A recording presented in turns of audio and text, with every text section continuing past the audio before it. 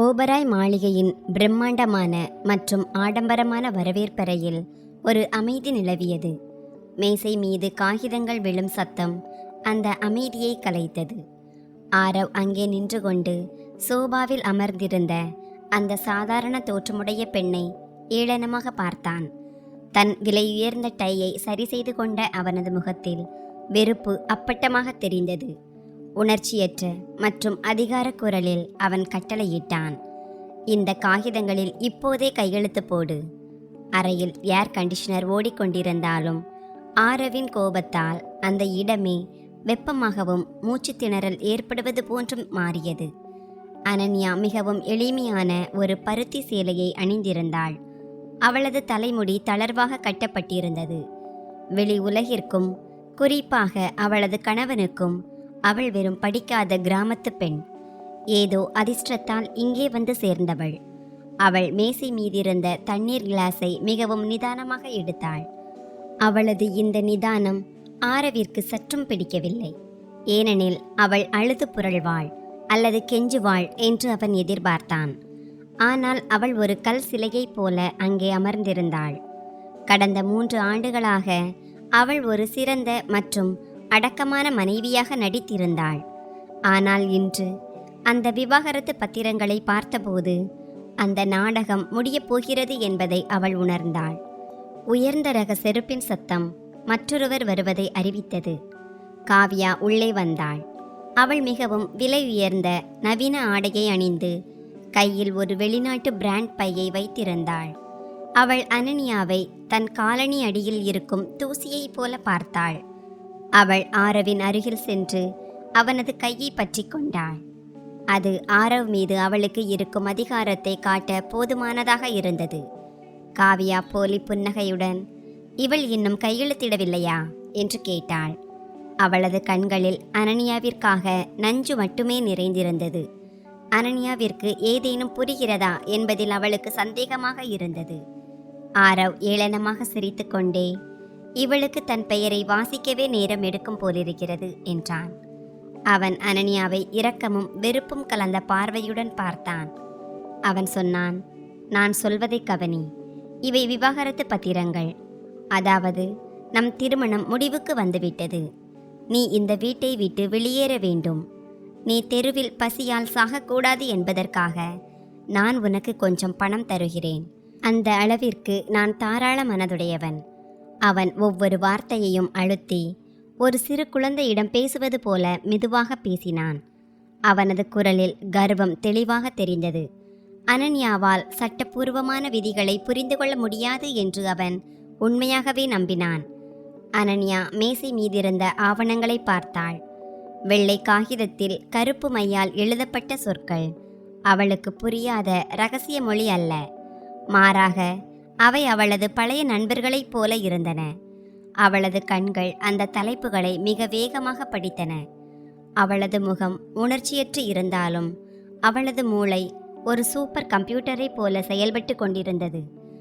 ஆரவும் அவனது வழக்கறிஞர்களும் அவளுக்கு ₹1 கூட கொடுக்கக்கூடாது என்பதற்காக எவ்வளவு தந்திரமாக அந்த ஆவணங்களை தயாரித்திருக்கிறார்கள் என்பதை அவள் கவனித்தாள். இது ஒரு மோசடி மூட்டை என்பதை அவள் புரிந்து கொண்டாள். அந்த ஆவணங்கள் கடினமான சட்ட மொழியில் எழுதப்பட்டிருந்தன. ஆனால் ஆரவ் தான் யாரிடம் விளையாடுகிறோம் என்பதை அறியாமல், காவ்யா பொறுமையின்றி, ஆரவ், நமக்கு நாள் முழுவதும் நேரமில்லை, பார்ட்டிக்கு நேரமாகிறது என்றாள். மூக்கை சுளித்தபடி அவள் தொடர்ந்தாள், இந்த வீட்டில் எப்போதும் மசாலா மற்றும் மலிவான எண்ணெய் புழுக்க நாற்றம் அடிக்கிறது. அனன்யா கையில் சமைத்த உணவை காவ்யா எப்போதும் வெறுத்தாள். இன்னும் சொல்லப்போனால் அனன்யாவின் இருப்பையே அவள் வெறுத்தாள். அனன்யா உடனே கையெழுத்திட்டு தங்கள் வாழ்க்கையை விட்டு நிரந்தரமாக செல்ல வேண்டும் என்று அவள் விரும்பினாள்.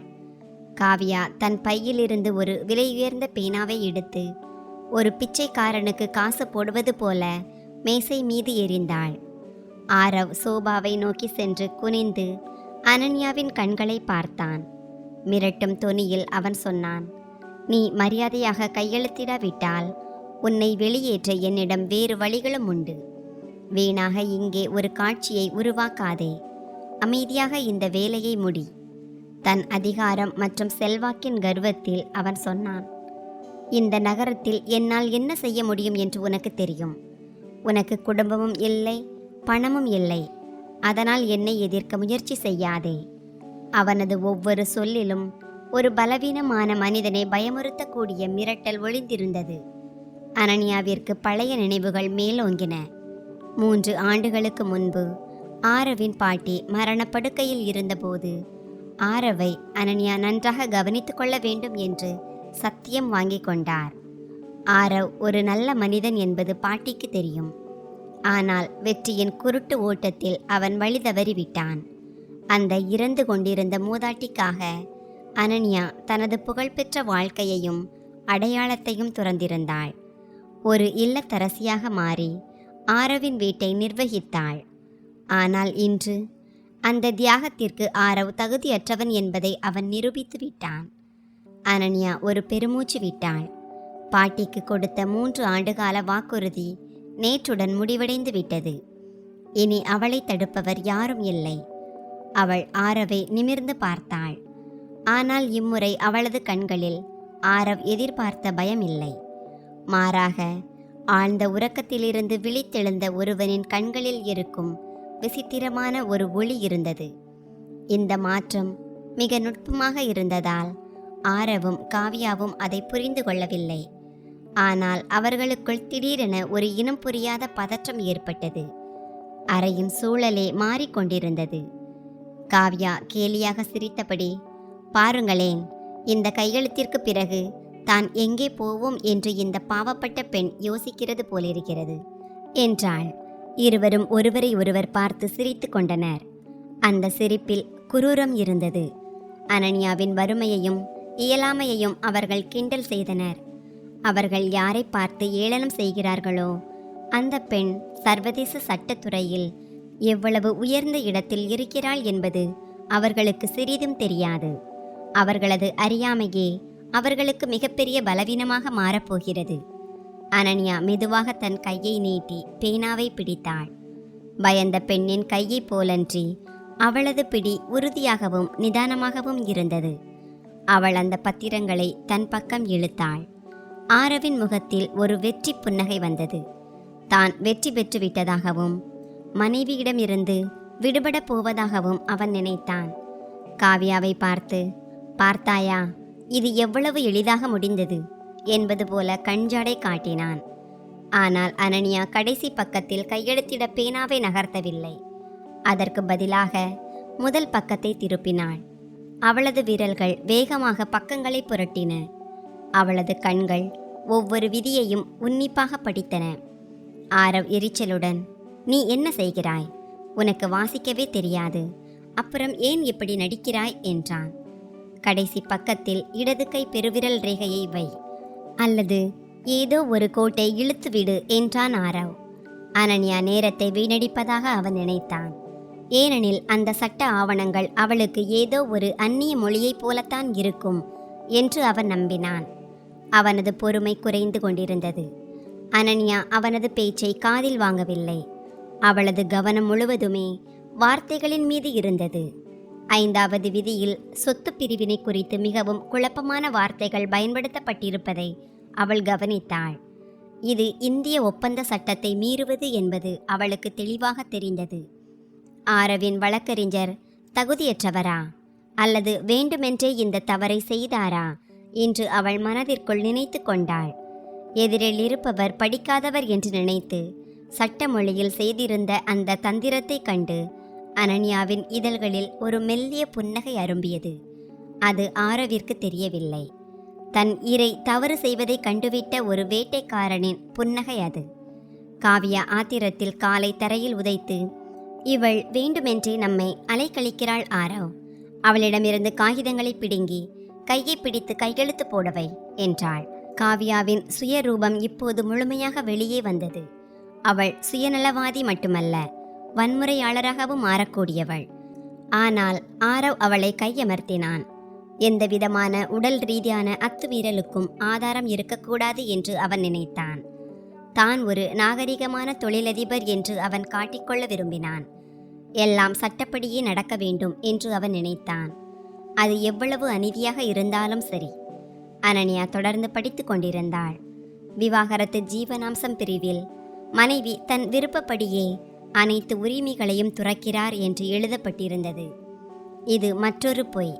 கடந்த ஆண்டு ஆரவின் நிறுவனம் ஒரு பெரிய நெருக்கடியில் இருந்தபோது அனன்யா அடையாளம் தெரியாமல் அவர்களுக்கு ஆலோசனை வழங்கி எப்படி காப்பாற்றினாள் என்பது அவளுக்கு நினைவுக்கு வந்தது. அந்த ஆலோசனையை வழங்கியது யார் என்பது இன்று வரை ஆரவிற்கு தெரியாது. அது தன் அதிர்ஷ்டம் என்று அவன் நினைத்து கொண்டிருந்தான். இன்று அதே நிறுவனத்தின் லாபத்திலிருந்து அவள் வெளியேற்றப்பட்டு கொண்டிருந்தாள். இதற்கெல்லாம் ஒரு நன்றி கூட இல்லை என்பதுதான் உச்சகட்டம். ஆரவ் தன் கை கடிகாரத்தை பார்த்தான். அவன் ஒரு முக்கியமான சர்வதேச ஒப்பந்தத்தில் கையெழுத்திட செல்ல வேண்டியிருந்தது. அவன் குரலை உயர்த்தி, அனன்யா, என் நேரம் மிகவும் விலை உயர்ந்தது. உன் நாடகங்களுக்கு என்னிடம் நேரமில்லை. அடுத்த ஒரு நிமிடத்தில் நீ கையெழுத்திடாவிட்டால் ஒரு பைசா கூட தராமல் உன்னை வீட்டை விட்டு வெளியே தள்ளிவிடுவேன். அப்புறம் நீ அழுது கொண்டே இரு என்றான். இது அவனது கடைசி எச்சரிக்கை. அவனது முகம் கோபத்தில் சிவந்து நரம்புகள் புடைத்தன. அனன்யா இறுதியாக தன் தலையை நிமிர்த்தியபடி அவள் ஆரவின் கண்களை நேருக்கு நேராக பார்த்தாள். இம்முறை அவளது பார்வையில் இருந்த கூர்மை ஆரவை ஒரு கணம் நிலைகுலைய செய்தது. அது ஒரு பயந்த மனைவியின் பார்வை அல்ல, எதிரிலிருப்பவரின் பலவீனங்களை அறிந்த ஒருவரின் பார்வை. அறையில் ஒரு விசித்திரமான அமைதி நிலவியது. காவியாவும் மௌனமானாள். ஏனெனில் காற்றில் ஏற்பட்ட அந்த மாற்றத்தை அவளும் உணர்ந்தாள். அனன்யாவின் பாடி லாங்குவேஜ் மாறியிருந்தது. அவளது தோள்கள் நிமிர்ந்தன, தலை உயர்ந்தது. அனன்யா மிகவும் நிதானமான ஆனால் தெளிவான குரலில், எனக்கு பேனா வேண்டும், ஆனால் காவியாவினுடையது அல்ல என்றாள். அவள் தன் சேலை முந்தானையின் அடியிலிருந்து ஒரு சிறிய சிவப்பு நிற பேனாவை எடுத்தாள். அதை அவள் எப்போதும் தன்னுடன் வைத்திருப்பாள். அது அவளது பழைய பழக்கம், ஒரு வழக்கறிஞருக்கான பழக்கம். முக்கியமான ஆவணங்களில் உள்ள தவறுகளை சுட்டிக்காட்ட தயாராக இருக்கும் ஒருவரின் குணம் அது. ஆரவும் காவியாவும் இதை கண்டு திகைத்தனர். அவள் ஏன் சிவப்பு நிற பேனாவை எடுத்தாள் என்பது அவர்களுக்கு புரியவில்லை. அவர்கள் அவளையே வெறித்து பார்த்தனர். அனன்யா ஆவணத்தின் 3வது பக்கத்தில் எதையோ எழுதத் தொடங்கினாள். அவள் கையெழுத்திடவில்லை, மாறாக வார்த்தைகளை அடித்து திருத்தி அதன் மேல் எதையோ எழுதி கொண்டிருந்தாள். அந்த அமைதியில் பேனா ஓடும் சத்தம் எதிரொலித்தது. ஆரவ் ஆச்சரியத்துடன், நீ என்ன செய்கிறாய்? என் பத்திரங்களை ஏன் பாழாக்குகிறாய் என்று கேட்டான். அனன்யா கோபத்தில் காகிதத்தில் கிறுக்குகிறாள் என்று அவன் நினைத்தான். அவளிடமிருந்து காகிதத்தை பிடுங்க அவன் முன்னே வந்தான். ஆனால் அனன்யா கையை உயர்த்தி அவனை நிறுத்தினாள். அந்த செய்கை எவ்வளவு அதிகாரமிக்கதாக இருந்தது என்றால் ஆரவ் அறியாமலேயே நின்றுவிட்டான். அனன்யா தொடர்ந்து எழுதினாள். அவளது தனிப்பட்ட உரிமைகளை பறிக்கும் 12வது விதியை அவள் முழுமையாக அடித்தாள். காகிதத்தின் ஓரத்தில் ஆங்கிலத்தில் ஒரு குறிப்பை எழுதினாள். அவளது கையெழுத்து மிகவும் அழகாகவும் நேர்த்தியாகவும் இருந்தது. இது ஒரு குழந்தையின் கையெழுத்து அல்ல, இது நன்கு கற்றறிந்த தன்னம்பிக்கை கொண்ட ஒரு நபரின் கையெழுத்து. அனன்யா என்ன செய்கிறாள் என்று காவியா குனிந்து பார்க்க முயன்றாள். அந்த பத்திரங்கள் முழுவதும் சிவப்பு மையால் திருத்தப்பட்டிருப்பதை அவள் கண்டாள். அவளால் தன் கண்களையே நம்ப முடியவில்லை. ஆரவின் கோபம் இப்போது உச்சகட்டத்தை எட்டியிருந்தது. அவன் இன்னும் அவளை மிரட்டவே முயன்றான். ஆனால் அவனது மிரட்டல்கள் இப்போது பலனற்று போயின. அனன்யா கடைசி பக்கத்தில் ஒரு பெரிய வட்டமிட்டு அதன் அருகே ஒரு கேள்விக்குறியை போட்டாள். அவள் தன் வேலையை முடித்துவிட்டு இப்போது இறுதி தாக்குதலுக்கு தயாரானாள். அனன்யா பேனாவின் மூடியை மூடினாள். அந்த சத்தம் அறையில் ஒரு கை துப்பாக்கியின் விசை அழுத்தப்படுவது போல எதிரொலித்தது. அவள் காகிதங்களை நேர்த்தியாக அடுக்கி மீண்டும் மேசை மீது வைத்தாள். மீண்டும் தண்ணீர் கிளாஸை எடுத்து ஒரு மடக்கு குடித்தாள். அவளது ஒவ்வொரு அசைவிலும் ஒரு நளினமும் மரியாதையும் இருந்தது. இதை இதற்கு முன் ஆரவ் கவனித்ததே இல்லை. இன்று அவள் சேலையில் சுற்றப்பட்ட ஒரு சாதாரண பெண்ணாக தெரியவில்லை. மாறாக தன் அரசவையில் அமர்ந்திருக்கும் ஒரு பேரரசியைப் போல தெரிந்தாள். இந்த மாற்றம் ஆரவின் புரிதலுக்கு அப்பாற்பட்டதாக இருந்தது. காவியா ஏளனமாக, இவள் காகிதத்தில் தன் கோபத்தை காட்டியிருக்கிறாள் போலிருக்கிறது. எல்லா இடத்திலும் கையெழுத்து போட்டு விட்டாளோ என்னவோ என்று கூறி சிரித்தாள். ஆனால் அவளது சிரிப்பில் இப்போது நடுக்கம் இருந்தது. அவள் ஆரவின் கையை பலமாக பிடித்து கொண்டாள். அவளுக்கு அனன்யாவை கண்டு பயம் ஏற்படத் தொடங்கியது. ஏதோ ஒரு தெரியாத ஆபத்தை நோக்கி அவர்கள் சென்று கொண்டிருப்பதாக அவளுக்கு தோன்றியது. அனன்யாவின் மௌனம் இப்போது அவர்கள் இருவருக்கும் தாங்க முடியாத ஒன்றாக மாறியது. இந்த அழுத்தத்தை குறைக்க அவள் ஏதாவது பேச வேண்டும் என்று அவர்கள் விரும்பினர். ஆரவ் மேசையில் இருந்து காகிதங்களை எடுத்தான். அவற்றை அவன் கிழித்து எறிய போனபோது சிவப்பு மையால் எழுதப்பட்டிருந்த வார்த்தைகள் அவன் கண்ணில் பட்டன. அவை ஆங்கிலத்தில் எழுதப்பட்டிருப்பதை அவன் கவனித்தான். அவன் கவனமாக படித்தான். Invalid under section 25 of the contract act. அவனது மூளை ஒரு கணம் செயலிழந்தது. அவன் கண்களை துடைத்துவிட்டு மீண்டும் பார்த்தான். கையெழுத்து ஆங்கிலத்தில் இருந்தது. இலக்கணம் கச்சிதமாக இருந்தது. அது தூய சட்டச் சொற்கள். ஆரவ் வாயடைத்து போனான். தனது படிக்காத மனைவிதான் இதை எழுதினாள் என்பதை அவனால் நம்பவே முடியவில்லை. அவன் பக்கங்களை புரட்டினான். ஒவ்வொரு பக்கத்திலும் தவறுகள் சிவப்பு மையால் வட்டமிடப்பட்டு சரியான சட்டச் சொற்கள் பரிந்துரைக்கப்பட்டிருந்தன.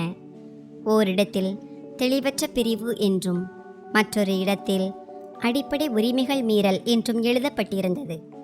இது ஏதோ ஒரு கத்துக்குட்டியின் வேலை அல்ல, சட்டத்தை ஆழமாக கற்ற ஒருவரின் வேலை. ஆரவின் கைகள் நடுங்கின. அவன் வேர்வையில் நனைந்தான். அவன் அனன்யாவை பார்த்தான். அவள் இப்போது சோபாவில் கால் மேல் கால் போட்டு அமர்ந்திருந்தாள். காவ்யா, என்ன ஆச்சு ஆரவ்? ஏன் பேயை பார்த்தது போல நிற்கிறாய் என்று கேட்டாள். ஆரவின் தொண்டையிலிருந்து குரல் வரவில்லை. அவன் நடுங்கும் கைகளால் காகிதத்தை காவ்யாவிடம் நீட்டினான். காவ்யாவும் அதை பார்த்து உறைந்து போனாள். அவளுக்கு சட்டத்தை பற்றி அதிக அறிவு இல்லை என்றாலும் அனன்யாவால் ஆங்கிலம் எழுத முடியும், அதுவும் மிக சிறப்பாக எழுத முடியும் என்பது அவர்களுக்கு மிகப்பெரிய அதிர்ச்சியாக இருந்தது. அனன்யா படிக்காதவள் என்ற நம்பிக்கையின் மேல்தான் அவர்களது முழு திட்டமுமே அமைந்திருந்தது. இப்போது அவர்களது திட்டம் சீட்டுக்கட்டு போல சரிந்து கொண்டிருந்தது. அனன்யா முதல் முறையாக தன் மௌனத்தை கலைத்தாள். அவளது குரல் இப்போது ஒடுக்கப்பட்டதாகவோ அல்லது மெல்லியதாகவோ இல்லை. ஒரு நீதிமன்றத்தில் எதிரொலிக்கக்கூடிய அதிகாரமும் தெளிவும் அதில் இருந்தது. அவள் தூய தமிழில் சொன்னாள், ஆரவ், உன் வழக்கறிஞர்கள் மிகவும் கடினமாக உழைத்திருக்கிறார்கள். ஆனால் துரதிர்ஷ்டவசமாக அவர்கள் சட்டத்தின் அடிப்படை விதிகளை மறந்துவிட்டார்கள். அவள் ஆரவின் கண்களை நேருக்கு நேராக பார்த்து சொன்னாள், ஏமாற்றி விவாகரத்து பெறுவது ஒரு குற்றச் செயலாகும். இந்த அடிப்படையில் நான் உன் மீது வழக்கு தொடர வேண்டும் என்று நீ விரும்புகிறாயா? இதை கேட்டதும் ஆரவின் காலடியில் பூமி நழுவுவது போலிருந்தது.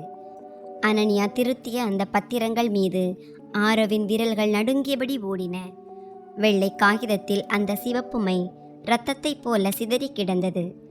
ஆரவின் முகம் அந்த சிவப்பு மையையும் விட அதிகமாக சிவந்தது.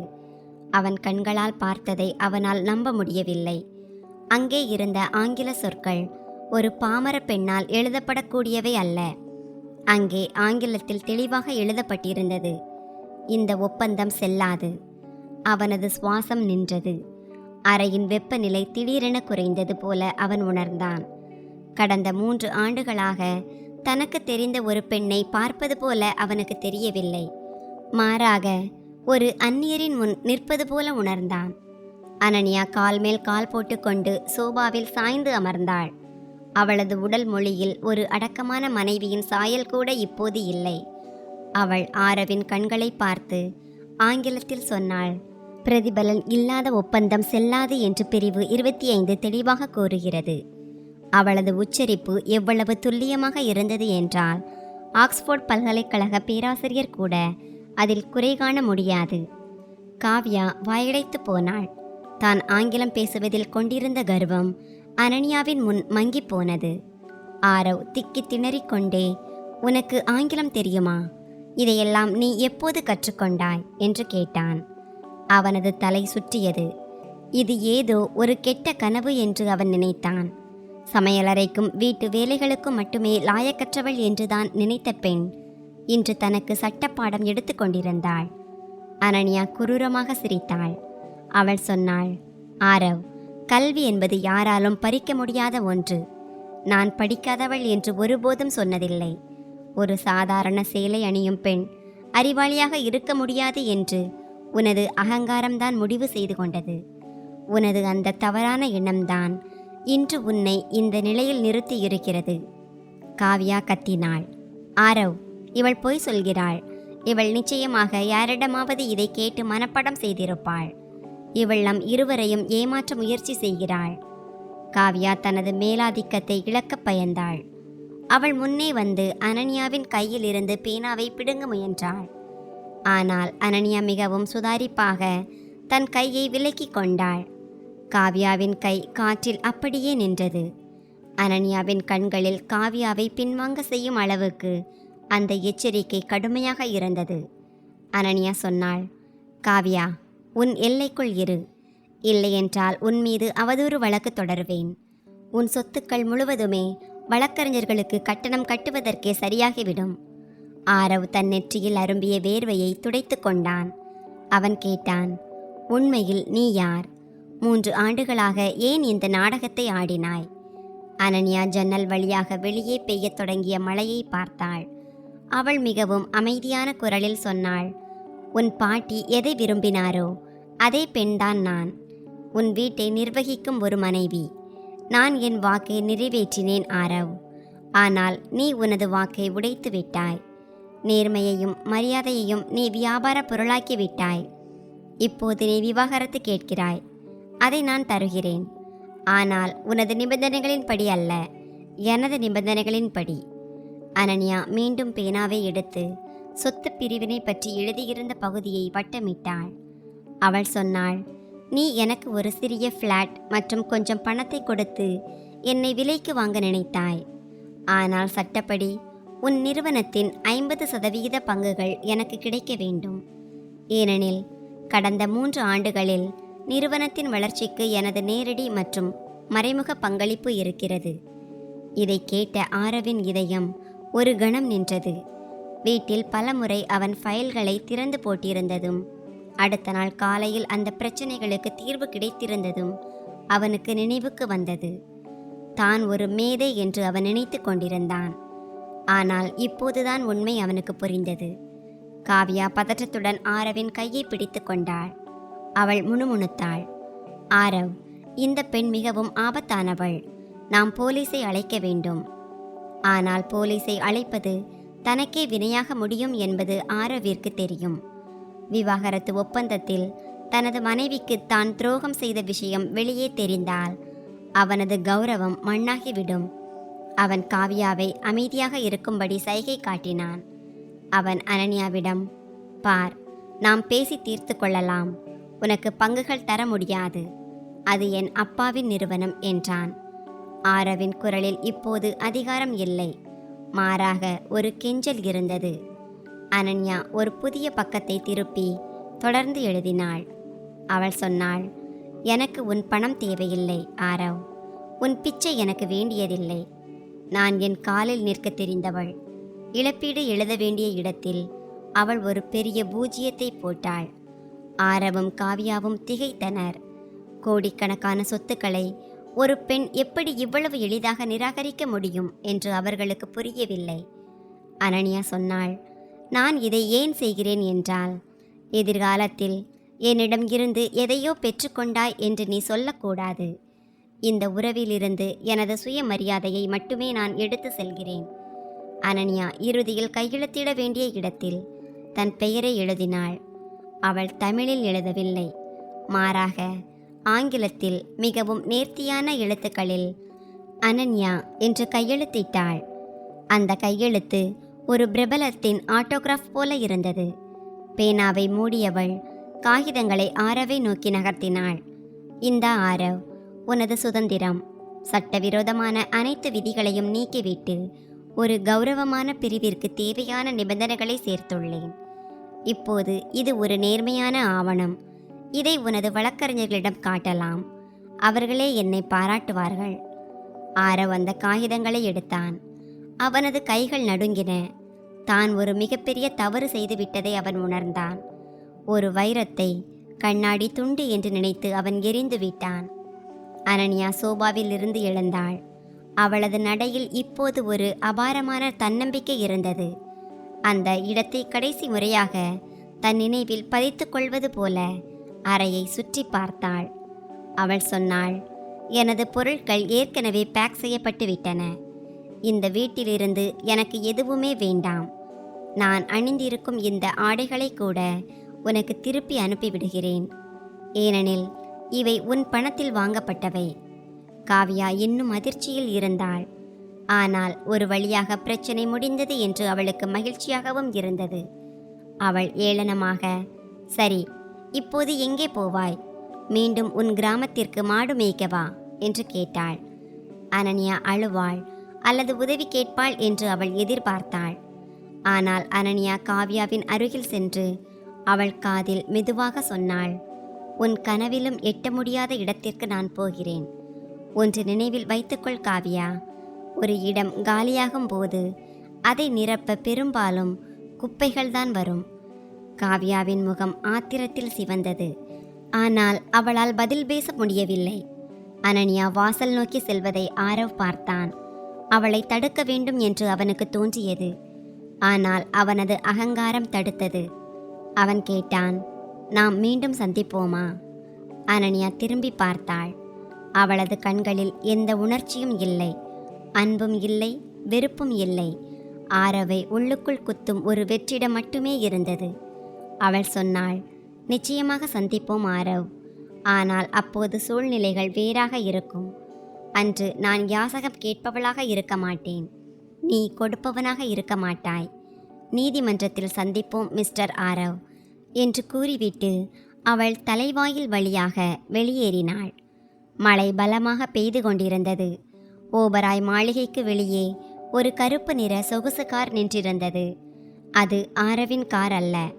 அனன்யா வாசலுக்கு வெளியே வந்தவுடன் காரின் ஓட்டுநர் உடனடியாக வெளியே வந்து ஒரு பெரிய குடையை பிடித்தார். அவர் சீருடையில் மிகவும் ஒழுக்கமாக தெரிந்தார். மரியாதையுடன் பின் கதவை திறந்து, குட் ஈவினிங் மேம், நாங்கள் உங்களுக்காக காத்திருந்தோம் என்றார். அனன்யா தலையசைத்துவிட்டு காரினுள் அமர்ந்தாள். ஆரவ் ஜன்னல் வழியாக இதை பார்த்து கொண்டிருந்தான். அவனது மூளை முற்றிலும் செயலிழந்து போயிருந்தது. காரின் உட்புறம் மிகவும் அமைதியாகவும் வசதியாகவும் இருந்தது. அனன்யா தன் பருத்தி சேலை முந்தானையை சரி செய்துவிட்டு இருக்கைக்கு அருகில் இருந்த ஒரு பிரீஃப் கேஸை திறந்தாள். அதன் உள்ளே ஒரு கருப்பு நிற கோட்டும் சில ஃபைல்களும் இருந்தன. அவள் ஒரு ஃபைலை எடுத்தாள். அதில் ஓபராய் குரூப் எதிர் கண்ணன் குரூப் என்று எழுதப்பட்டிருந்தது. இது ஆரவின் நிறுவனத்திற்கு எதிராக நடந்து கொண்டிருக்கும் அதே வழக்கு. அவள் தன் ஃபோனில் ஒரு நம்பரை அழைத்தாள். மறுமுனையில் இருந்து, வெல்கம் குயின், நீங்கள் மீண்டும் வர தயாரா என்ற குரல் கேட்டது. அனன்யா ஜன்னல் வழியாக பின்னால் மறைந்து கொண்டிருந்த ஓபராய் மாளிகையை பார்த்தபடி, நான் தயார், விளையாட்டை தொடங்கலாம் என்றாள். ஆரவ் இன்னும் வரவேற்பறையில் நின்றிருந்தான். காவ்யா அவன் தோளில் கை வைத்து, அவளை போகவிடு ஆரவ், அவள் சும்மா நடிக்கிறாள், நம்மை ஏமாற்ற அந்த காரை வாடகைக்கு எடுத்திருப்பாள் என்றாள். ஆனால் ஆரவிற்கு தெரியும் அது வாடகை கார் அல்ல என்று. அந்த காரின் நம்பர் பலகை ஒரு மிக முக்கியமான நபருக்கானது. அவன் திருத்தப்பட்ட அந்த ஒப்பந்தத்தை மீண்டும் பார்த்தான். ஒவ்வொரு திருத்தத்திலும் ஒரு சட்ட மேதையின் திறமை ஒளிந்திருந்தது. தான் ஒரு மனைவியை மட்டும் இழக்கவில்லை, தனக்கு இருந்த மிகப்பெரிய பாதுகாப்பையும் இழந்து விட்டோம் என்ற பயங்கரமான உண்மை அவனுக்கு புரிந்தது. இரவு ஆழமானது. மழையில் நகரத்தின் விளக்குகள் மங்கலாக தெரிந்தன. அனன்யாவின் கார் நகரத்தின் விலை உயர்ந்த ஹோட்டலை நோக்கி சென்றது. அவள் தன் கண்ணாடியை கழற்றி கண்களுக்கு ஓய்வு கொடுத்தாள். கடந்த 3 ஆண்டுகால வனவாசம் முடிந்துவிட்டது. அவள் அழிந்திருந்த முகமூடி இப்போது கலன்றுவிட்டது. இனி அவள் யாருக்காகவும் சமைக்க வேண்டியதில்லை, யாருடைய வசவையும் கேட்க வேண்டியதில்லை. அவள் உலகிலேயே மிகவும் அஞ்சப்படும் கார்ப்பரேட் வழக்கறிஞர். இப்போது அவள் தனது உண்மையான ரூபத்திற்கு திரும்பிவிட்டாள். ஒரு பெண்ணின் மௌனம் உடைந்தால் என்ன நடக்கும் என்பதை உலகம் அறியப்போகும் நேரம் வந்துவிட்டது. காவ்யா ஷாம்பெயின் பாட்டிலை திறந்து கொண்டாட முயன்றாள். ஒரு வழியாக அவள் போய்விட்டாள். இனி இந்த வீடு நம்முடையது என்றாள். ஆனால் ஆரவால் அதில் கவனம் செலுத்த முடியவில்லை. அனன்யாவின் கடைசி வார்த்தைகள் அவனை வாட்டி வதைத்தன. நீதிமன்றத்தில் சந்திப்போம் மிஸ்டர் ஆரவ். அதன் அர்த்தம் என்ன? அவள் ஏதேனும் வழக்கு தொடரப் போகிறாளா? ஆனால் தனக்கு எதுவும் வேண்டாம் என்றுதானே அவள் எழுதியிருந்தாள். ஆரவின் மனதில் ஒரு இனம் புரியாத பயம் குடிகொண்டது. இது முடிவு அல்ல, ஒரு மோசமான அத்தியாயத்தின் தொடக்கம் என்று அவன் உணர்ந்தான். அடுத்த நாள் காலை நகரத்தின் சட்ட வட்டாரங்களில் ஒரு செய்தி காட்டு தீயாக பரவியது. பல ஆண்டுகளாக காணாமல் போயிருந்த பிரபல வழக்கறிஞர், மக்கள் யாரை நீதியின் ராணி என்று அழைத்தார்களோ அவர் மீண்டும் வந்துவிட்டார். அவர் ஒரு மிகப்பெரிய சர்வதேச சட்ட நிறுவனத்தில் பங்காளராக சேர்ந்துவிட்டதாக பேசப்பட்டது. ஆரவ் தன் அலுவலகத்தில் அமர்ந்திருந்தான். அப்போது அவனது செயலாளர் ஓடி வந்து, சார், நமது எதிர்தரப்பு நிறுவனம் தனது வழக்கறிஞரை மாற்றிவிட்டது என்று செயலாளர் கூற, ஆரவ் அலட்சியமாக, யார் அந்த புதிய வழக்கறிஞர் என்று கேட்டான். செயலாளர் அந்த பெயரை கூறிய அடுத்த நொடி ஆரவின் கையில் இருந்த காஃபி மக் நழுவி கீழே விழுந்தது.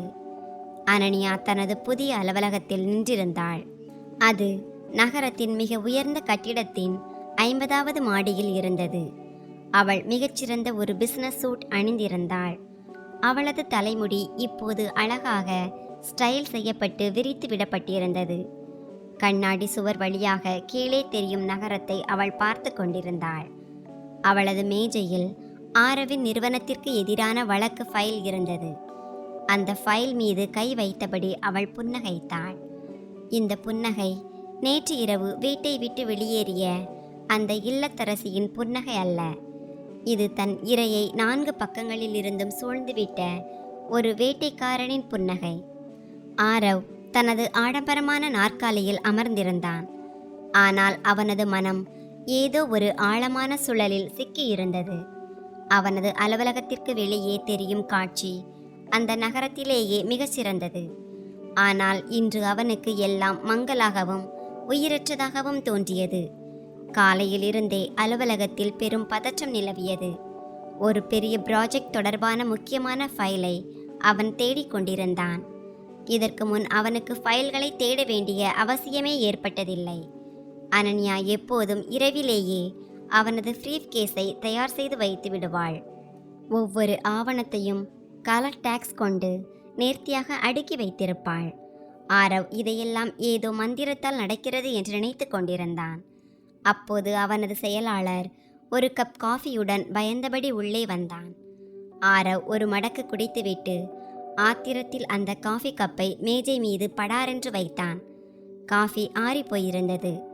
அதில் சர்க்கரை மிக அதிகமாக இருந்தது. உன்னால் ஒரு கப் காஃபி கூட ஒழுங்காக போட முடியாதா என்று செயலாளரை கத்தினான். அவன் நடுங்கியபடி மன்னிப்பு கேட்டான். அனன்யா ஒவ்வொரு காலையும் அவனுக்கு சரியான வெப்பத்திலும் சுவையிலும் காஃபி தயாரித்து கொடுப்பது அவனுக்கு நினைவுக்கு வந்தது. அவனுக்கு எப்போது பிளாக் காஃபி வேண்டும், எப்போது பூஸ்ட் வேண்டும் என்பது அவளுக்கு சொல்லாமலேயே தெரியும். ஆரவ் தன் தலையில் கை வைத்து கொண்டான். வீடு முதல் அலுவலகம் வரை அனன்யாவின் இயலாமை மதிய நேரத்திற்குள் நிலைமையை இன்னும் மோசமாக்கியது. நிறுவனத்தின் சட்டப்பிரிவு தலைவர் மிஸ்டர் சர்மா பதற்றத்துடன் அறைக்குள் நுழைந்தார். அவர் கையில் ஒரு சட்ட அறிவிப்பு இருந்தது. அவர் தழுதழுத்த குரலில், சார், நமது மிகப்பெரிய போட்டியாளரான கண்ணன் குரூப் நம்மீது காப்புரிமை மீறல் வழக்கு தொடர்ந்துள்ளது. நமது புதிய தயாரிப்பை அறிமுகப்படுத்த தடை விதிக்க கோரியிருக்கிறார்கள் என்றார். ஆரவ் ஆத்திரத்தில் அந்த நோட்டீஸை பிடுங்கி படிக்கத் தொடங்கினான். அந்த நோட்டீஸின் மொழி எவ்வளவு ஆக்ரோஷமாகவும் சட்ட நுணுக்கங்கள் நிறைந்ததாகவும் இருந்தது என்றால் ஆரவிற்கு வேர்த்து கொட்டியது.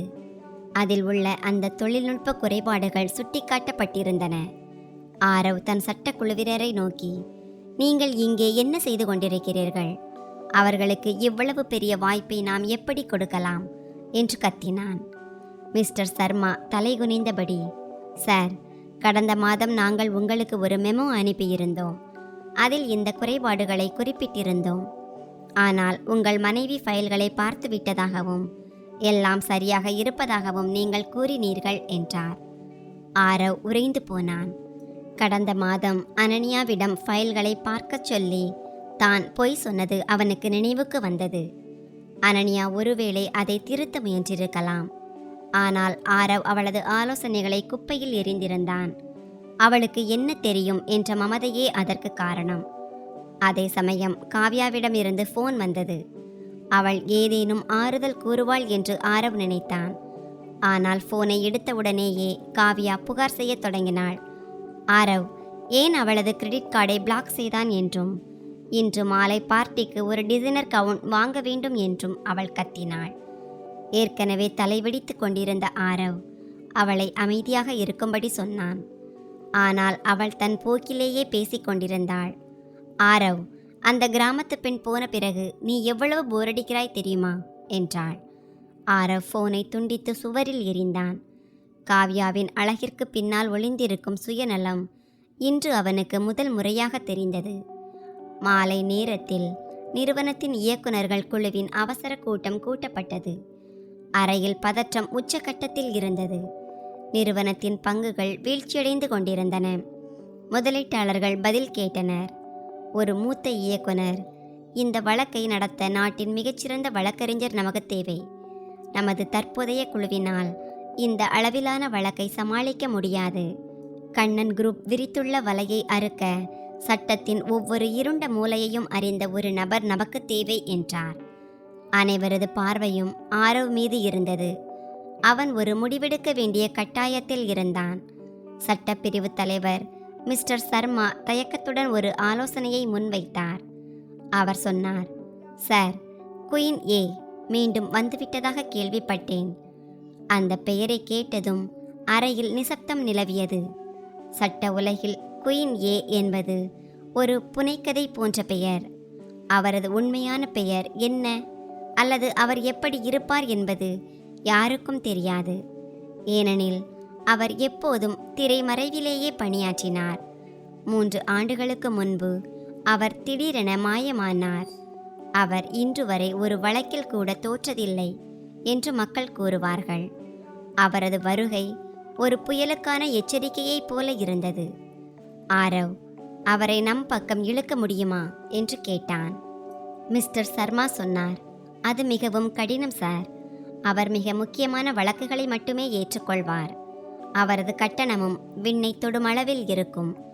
ஆனால் அவர் நகரத்தின் மிகவும் புகழ்பெற்ற லெக்ஸ்கார்ப் சட்ட நிறுவனத்தில் சீனியர் பார்ட்னராக சேர்ந்துள்ளதாக தகவல் கிடைத்துள்ளது. அவர் கேட்கும் பணத்தை கொடுத்தால் ஒருவேளை ஒத்துக்கொள்ளலாம் என்றார் மிஸ்டர் சர்மா. ஆரவ் மேசை மீது ஓங்கி அடித்து, விலையை பற்றி கவலை இல்லை. என் நிறுவனத்தை காப்பாற்ற வேண்டும். இப்போதே லெக்ஸ்கார்ப் நிறுவனத்தை தொடர்பு கொண்டு சந்திப்பிற்கு ஏற்பாடு செய்.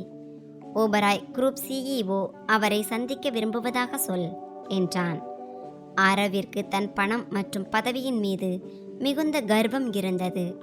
லெக்ஸ்கார்ப் நிறுவனத்தின் ஆடம்பரமான அலுவலகத்தில் அனன்யா தன் நாற்காலியில் அமர்ந்து நகரத்தின் அழகை பார்த்து கொண்டிருந்தாள். அவளது அலுவலகம் ஒரு அரண்மனைக்கு குறையாத வகையில் இருந்தது. அவளது செயலாளர் இன்டர்காமில், ஓபராய் குரூப்பிலிருந்து தொடர்ந்து ஃபோன் வந்து கொண்டிருக்கிறது. உங்களை சந்திக்க அவர்கள் மிகவும் துடிக்கிறார்கள் என்றார். அனன்யாவின் முகத்தில் ஒரு மர்மமான புன்னகை அரும்பியது. அவள் தன் கை கடிகாரத்தை பார்த்தாள். ஆரவ் இப்போது முழங்காலிட்டு தேடும் நிலைக்கு வந்திருப்பான் என்பது அவளுக்கு தெரியும். அவள் செயலாளரிடம், அவர்களுக்கு நாளை காலை நேரம் ஒதுக்கு. ஆனால் சந்திப்பு கட்டணத்தை முன்பணமாக செலுத்த வேண்டும் என்றும் அது திரும்ப பெற முடியாதது என்றும் சொல்லிவிடு என்றாள்.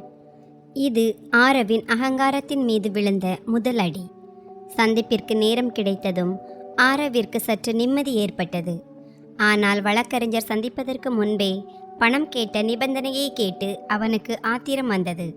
இதை கேட்ட காவ்யா, இவள் யாரோ ஒரு ஏமாற்றுக்காரியாக இருப்பாள் ஆரவ். எதற்கு இந்த வம்பெல்லாம்? நாம் வேறொருவரை பார்த்து கொள்ளலாம் என்றாள். ஆனால் ஆரவிற்கு வேறு வழியில்லை என்பது தெரியும். கண்ணன் குரூப்பின் வழக்கறிஞர் மிகவும் ஆக்ரோஷமானவர். அவரை சமாளிக்க குயின் ஏ ஒருவரால் மட்டுமே முடியும். அவன் உடனே செக் எழுதி அனுப்பி வைத்தான். நாளை எல்லாம் சரியாகிவிடும் என்று அவன் நம்பினான். மறுநாள் காலை ஆரவ் தனது மிகவும் விலை உயர்ந்த அர்மானி சூட் அணிந்து தயாரானான். கண்ணாடியில் தன்னை பார்த்து கொண்டு இழந்த தன்னம்பிக்கையை திரும்ப பெற முயன்றான். அவன் ஓபராய் குரூப் CEO. ஒரு வழக்கறிஞரை பார்த்து பயப்பட தேவையில்லை என்று தனக்குத்தானே சொல்லிக்கொண்டான். இருப்பினும் உள்ளுக்குள் ஒரு நடுக்கம் இருந்தது. காரில் அமரும்போது ஏதோ தேர்வு எழுத செல்வது போன்ற உணர்வு அவனுக்கு ஏற்பட்டது. மழையும் போக்குவரத்தும் அதிகமாக இருந்தது. ஒவ்வொரு சிக்னலிலும் அவனது படபடப்பு அதிகரித்தது. அவனுக்கு மீண்டும் மீண்டும் அனன்யாவின் நினைவு வந்தது. அவள் கூட இருந்திருந்தால் எல்லாம் சரியாகிவிடும் என்று சொல்லியிருப்பாள். ஆனால் இப்போது அவன் தனிமரமாய் நின்றான். லெக்ஸ்கார்ப் கட்டிடம் மேகங்களை தொடும் உயரத்தில் இருந்தது. ஆரவ் அங்கே சென்றபோது வரவேற்பறையிலேயே நிறுத்தப்பட்டான். வரவேற்பாளர் மிகவும் பணிவாகவும் அதே சமயம் உறுதியாகவும், சார், நீங்கள் காத்திருக்க வேண்டும். மேடம் இப்போது ஒரு சர்வதேச வாடிக்கையாளருடன் வீடியோ கான்ஃபரன்ஸில் இருக்கிறார் என்றார். பிறரை தான் காத்திருக்க வைப்பதே ஆரவின் பழக்கம். அவனுக்கு காத்திருப்பது பழகியதில்லை. ஆனால் இங்கே விதிகள் வேறாக இருந்தன. வரவேற்பு அறையில் பல பெரிய அரசியல்வாதிகளும் தொழிலதிபர்களும் தங்கள் முறைக்காக காத்திருப்பதை அவன் கண்டான். அதிலிருந்து தான் சந்திக்க வந்த வழக்கறிஞரின் அந்தஸ்து என்னவென்று அவனுக்கு புரிந்தது. அரை மணி நேரம் கடந்தது. ஆரவ் அங்கிருந்த இதழ்களை புரட்டத் தொடங்கினான். ஒரு சட்ட இதழின் அட்டையில் மங்கலான ஒரு புகைப்படம் இருந்தது. அதன் கீழே the return of the queen என்று எழுதப்பட்டிருந்தது. அந்த வழக்கறிஞர் பாரிஸ் மற்றும் லண்டனில் பல சிக்கலான வழக்குகளை எப்படி தீர்த்தார் என்று கட்டுரை விவரித்தது. தன் மனைவிக்கும் படிக்கவும் எழுதவும் வாய்ப்பு கொடுத்திருந்தால் ஒருவேளை அவளும் ஏதோ ஒன்று ஆகியிருப்பாளோ என்று ஆரவ் ஒரு கணம் சிந்தித்தான். பிறகு தன் எண்ணத்தை நினைத்தே சிரித்தான். அனன்யா ஏதோ ஒரு கிராமத்தில் அழுது கொண்டிருக்கும் ஒரு பாவம் என்றுதான் அவன் இன்னும் நினைத்து கொண்டிருந்தான். தான் யாருடைய அரசவையில் அமர்ந்திருக்கிறோம் என்பது அவனுக்கு எள்ளளவும் தெரியவில்லை. அப்போது ஒரு உதவியாளர் வந்து ஆரவை உள்ளே அழைத்து சென்றார். அவர்கள் கண்ணாடி அறைகள் கொண்ட ஒரு நீண்ட நடைபாதையை கடந்து சென்றனர். அங்கே வேலைக்கான சூழல் மிக தீவிரமாக இருந்தது. இறுதியில் அவர்கள் ஒரு பெரிய இரட்டை கதவின் முன்னால் நின்றனர். அந்த கதவில் தங்க முலாம் பூசப்பட்ட பெயர் பலகை இருந்தது. அதில் குயின் ஏ என்று மட்டும் எழுதப்பட்டிருந்தது. உதவியாளர் கதவை திறந்து ஆரவை உள்ளே அனுப்பினார். அறையின் வெப்பநிலை வெளியில் இருந்ததை விட மிகவும் குறைவாக இருந்தது. காற்றில் ஒரு மெல்லிய நறுமணம் மிதந்து கொண்டிருந்தது. அது ஆரவிற்கு மிகவும் பரிச்சயமான ஒன்றாக தோன்றியது. அது அனன்யாவிற்கு மிகவும் பிடித்த மல்லிகை பூவின் வாசனை. அந்த அறை மிகவும் பிரம்மாண்டமாக இருந்தது. சுவர்களில் சட்டப்படிப்பின் பட்டங்களும் விருதுகளும் தொங்கவிடப்பட்டிருந்தன. ஆரவின் பார்வை நேராக அந்த பெரிய நாற்காலியின் மீது விழுந்தது. அது அவனை நோக்கி முதுகு காட்டியபடி இருந்தது. நாற்காலியில் அமர்ந்திருந்த நபர் ஃபோனில் சரளமாக பிரெஞ்சு மொழியில் பேசிக் கொண்டிருந்தார். ஆரவிற்கு பிரெஞ்சு மொழி புரியவில்லை. ஆனால் அந்த பேச்சில் இருந்த அதிகாரமும் தோரணையும் அவனை மிகவும் கவர்ந்தது. அவன் தன் ஃபைலை மேசை மீது வைத்துவிட்டு தொண்டையை சரி செய்து கொண்டான். ஃபோனில் பேசிக்கொண்டிருந்த அந்த பெண் பேச்சை முடித்துவிட்டு ரிசீவரை வைத்தார். ஆனால் அவர் இன்னும் திரும்பவில்லை. ஆரவ் சொன்னான், குட் மார்னிங் மேம். நான் ஆரவ் ஓபராய். என் வழக்கு மிகவும் சிக்கலானது என்று எனக்கு தெரியும். ஆனால் உங்களை நான் எந்த விலை கொடுத்தாவது வேலைக்கு அமர்த்த விரும்புகிறேன். அவன் தொடர்ந்து பேசினான். நீங்கள் கேட்கும் கட்டணத்தை தரும் வசதி என்னிடம் உள்ளது. எனக்கு இந்த வழக்கில் வெற்றி கிடைக்க வேண்டும். தன்னிடம் இருக்கும் பணத்தால் எல்லாரையும் விலைக்கு வாங்கிவிடலாம் என்று அவன் இன்னும் நினைத்து கொண்டிருந்தான். நாற்காலியில் அமர்ந்திருந்த பெண் மெல்லியதாக சிரித்தார். அந்த சிரிப்பு மிகவும் குளிர்ந்ததாகவும் ஏளனம் நிறைந்ததாகவும் இருந்தது. யாரோ தன்னை அறைந்தது போன்ற உணர்வு ஆரவிற்கு ஏற்பட்டது. நாற்காலி மெதுவாக திரும்பத் தொடங்கியது. ஆரவின் சுவாசம் நின்றது. முதலில் மேசை மீது வைக்கப்பட்டிருந்த அந்த பெண்ணின் கைகள் தெரிந்தன. அவர் ஒரு விலை உயர்ந்த கடிகாரத்தை அணிந்திருந்தார். பிறகு அவரது முகம் முன்னால் வந்தது. ஆரவின் கண்கள் அப்படியே விரிந்தன. அவனது மூளை ஸ்தம்பித்தது. அவனுக்கு முன்னால் அனன்யா அமர்ந்திருந்தாள். ஆனால் இது அவனது வீட்டில் இருந்த அனன்யா அல்ல. அவள் ஒரு அடர் நீல நிற பிஸ்னஸ் சூட் அணிந்திருந்தாள். தலைமுடி ஸ்டைலாக வெட்டப்பட்டிருந்தது. கண்களில் அணிந்திருந்த மெல்லிய கண்ணாடி அவளை மிகவும் தீவிரமானவளாகவும் அறிவாளியாகவும் காட்டியது. அனன்யா தன் கண்ணாடியை சரி செய்துவிட்டு ஆரவின் கண்களை நேருக்கு நேராக பார்த்தாள். அவளது பார்வையில் முன்பிருந்த பயமோ தயக்கமோ இல்லை. அங்கே தன்னம்பிக்கையும் அதிகாரமும் மட்டுமே இருந்தது. அவள் மிகவும் அமைதியான தொழில்முறை குரலில் சொன்னாள், மிஸ்டர் ஓபராய், நீங்கள் பணக்காரர் என்பது எனக்கு தெரியும். ஆனால் எனது கட்டணம் பணம் அல்ல. எனது கட்டணம் நேர்மையும் உண்மையும் ஆகும்.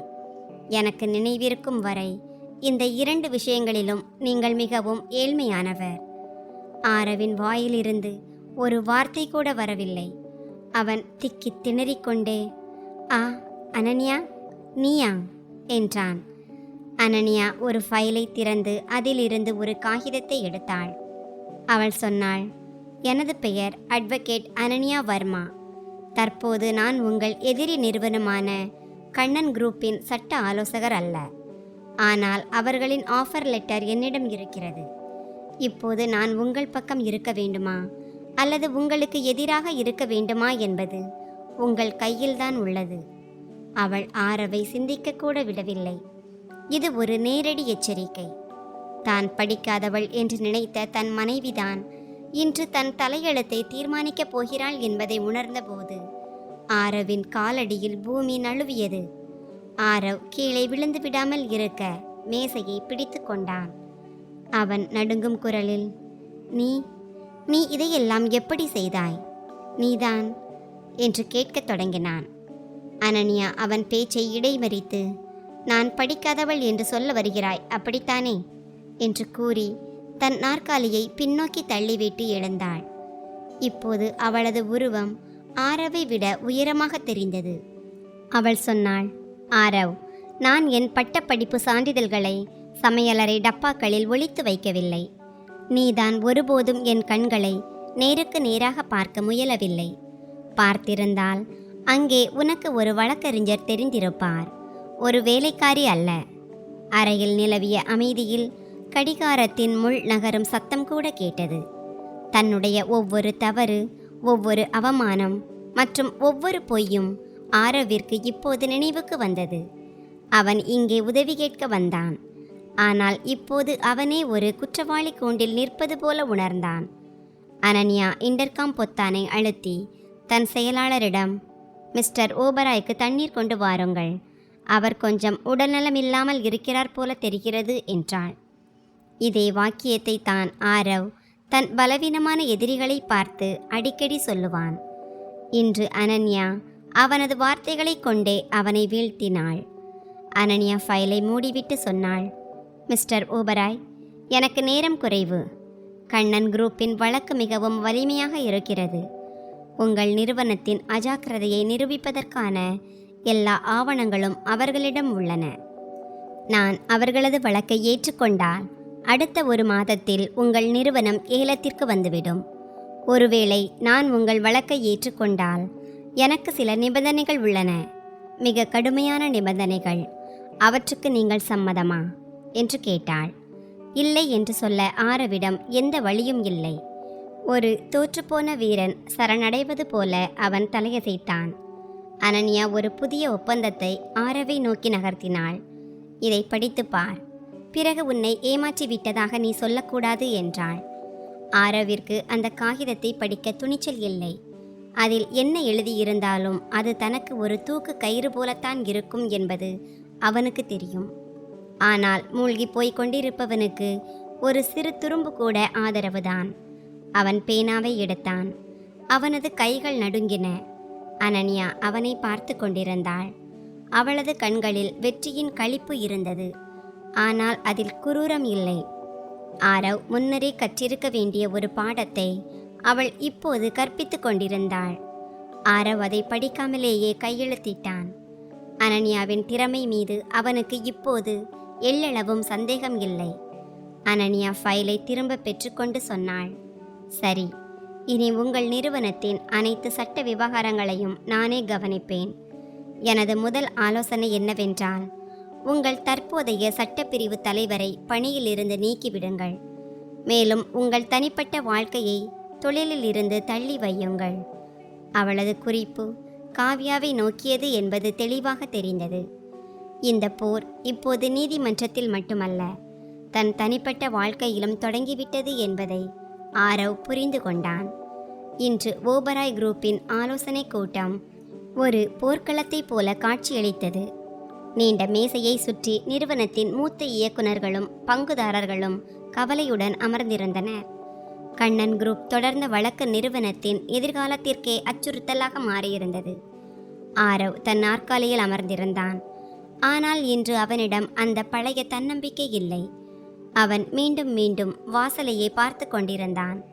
தான் யாருக்காக காத்திருக்கிறானோ அவர் தனது முன்னாள் மனைவி என்பதை அவனால் இன்னும் நம்ப முடியவில்லை. அறையில் ஒரு ஊசி விழும் சத்தம் கூட கேட்கும் அளவுக்கு நிசப்தம் நிலவியது. இது வரப்போகும் புயலுக்கான அறிகுறி. குயின் ஏ என்று அழைக்கப்படுபவரை பார்க்க அனைவரும் ஆவலாக இருந்தனர். சரியாக 10 மணிக்கு ஆலோசனை கூடத்தின் கதவு திறந்தது.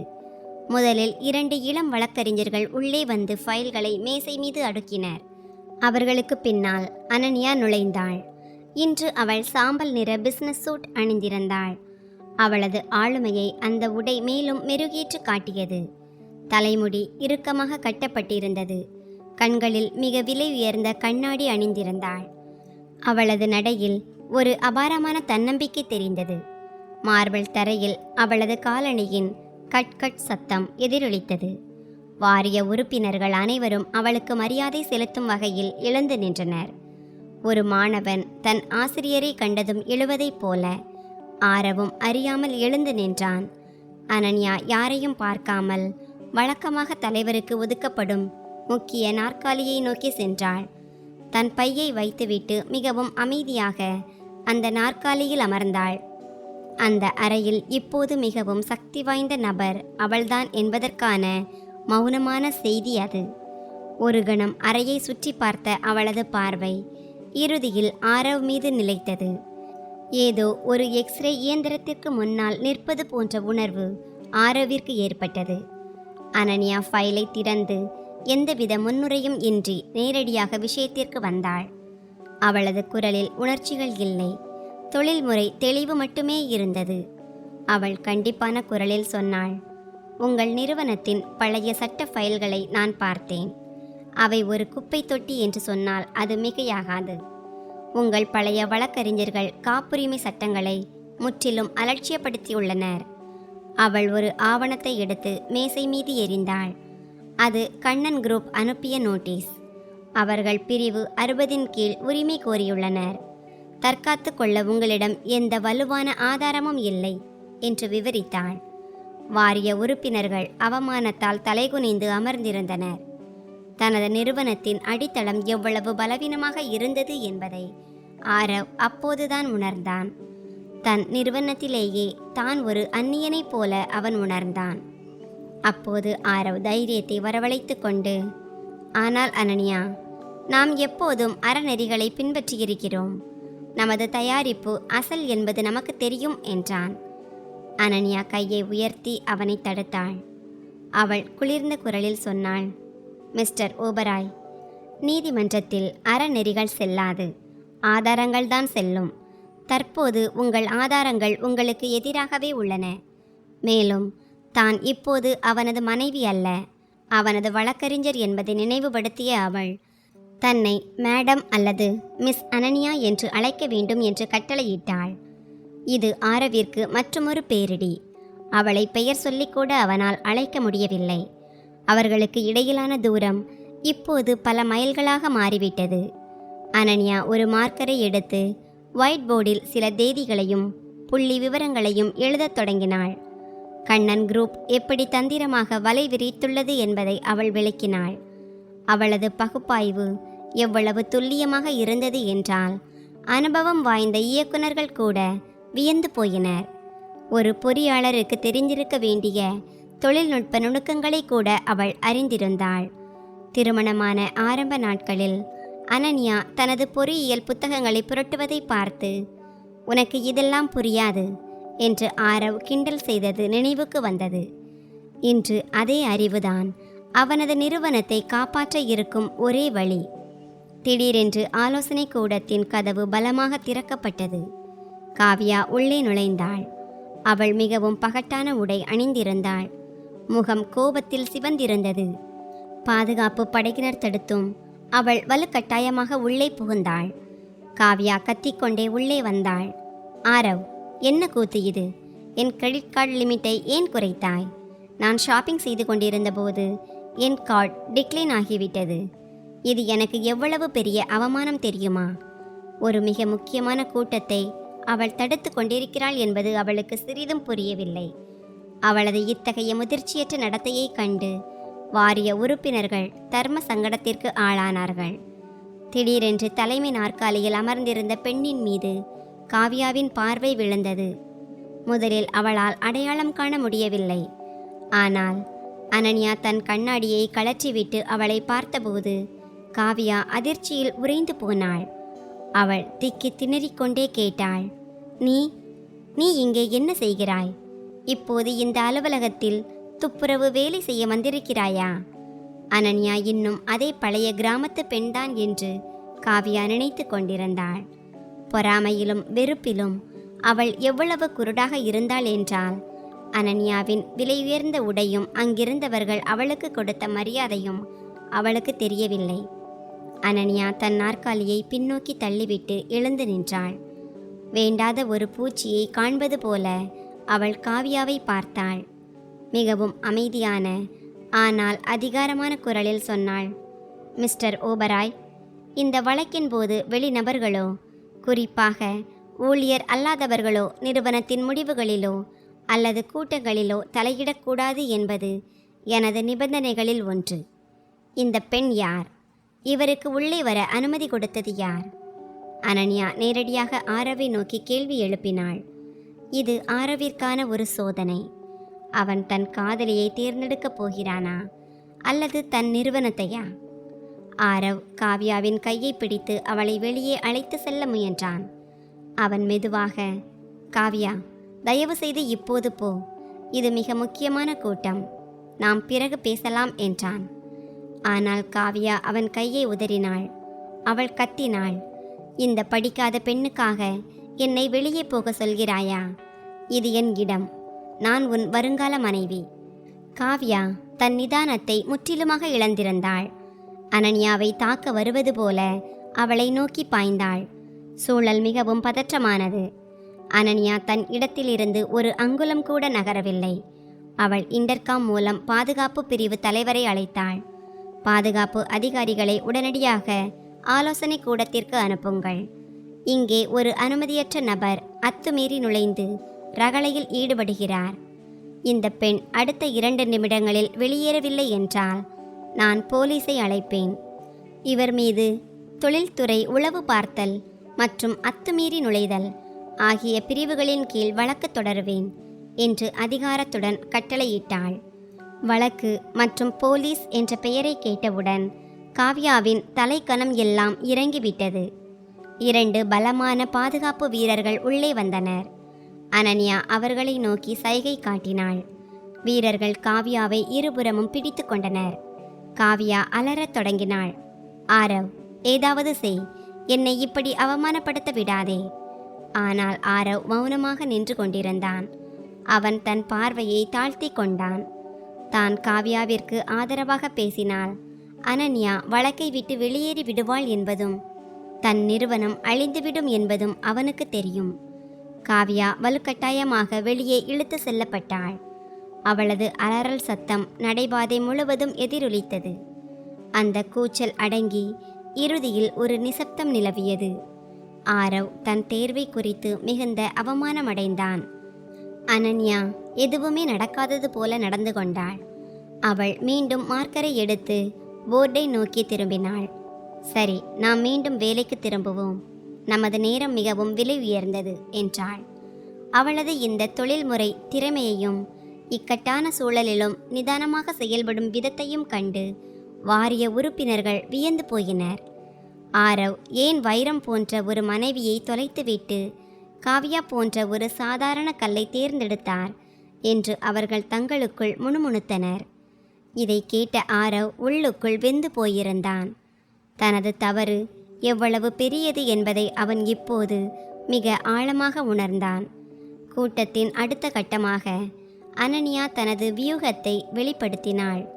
கண்ணன் குரூப்பின் காப்புரிமை விண்ணப்பத்தில் ஒரு சிறிய தேதியில் தவறு இருப்பதை அவள் சுட்டிக்காட்டினாள். அந்த தொழில்நுட்பத்தை 2020 கண்டுபிடித்ததாக அவர்கள் உரிமை கோரியிருந்தனர். ஆனால் அனன்யா ஒரு பழைய ஆராய்ச்சி இதழை எடுத்து காட்டினாள். அதில் அதே தொழில்நுட்பம் 2019 வெளியிடப்பட்டிருந்தது. இதன் பொருள், அந்த தொழில்நுட்பம் ஏற்கனவே பொதுவெளியில் இருந்தது.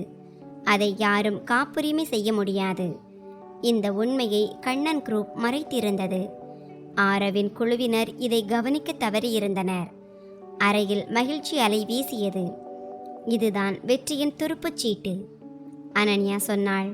நாம் அவர்கள் மீது எதிர் வழக்கு தொடர்ந்து ஏமாற்று வேலை செய்ததாக குற்றம் சாட்டுவோம். நாம் வழக்கில் வெற்றி பெறுவது மட்டுமல்லாமல் நஷ்டஈடும் வசூலிப்போம். வாரிய உறுப்பினர்கள் கைதட்டி ஆரவாரம் செய்தனர்.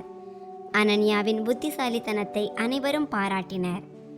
ஆரவும் நிம்மதி பெருமூச்சு விட்டான்.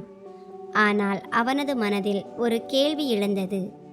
அந்த ஆராய்ச்சி இதழ் மிகவும் பழமையானது மற்றும் அரிதானது.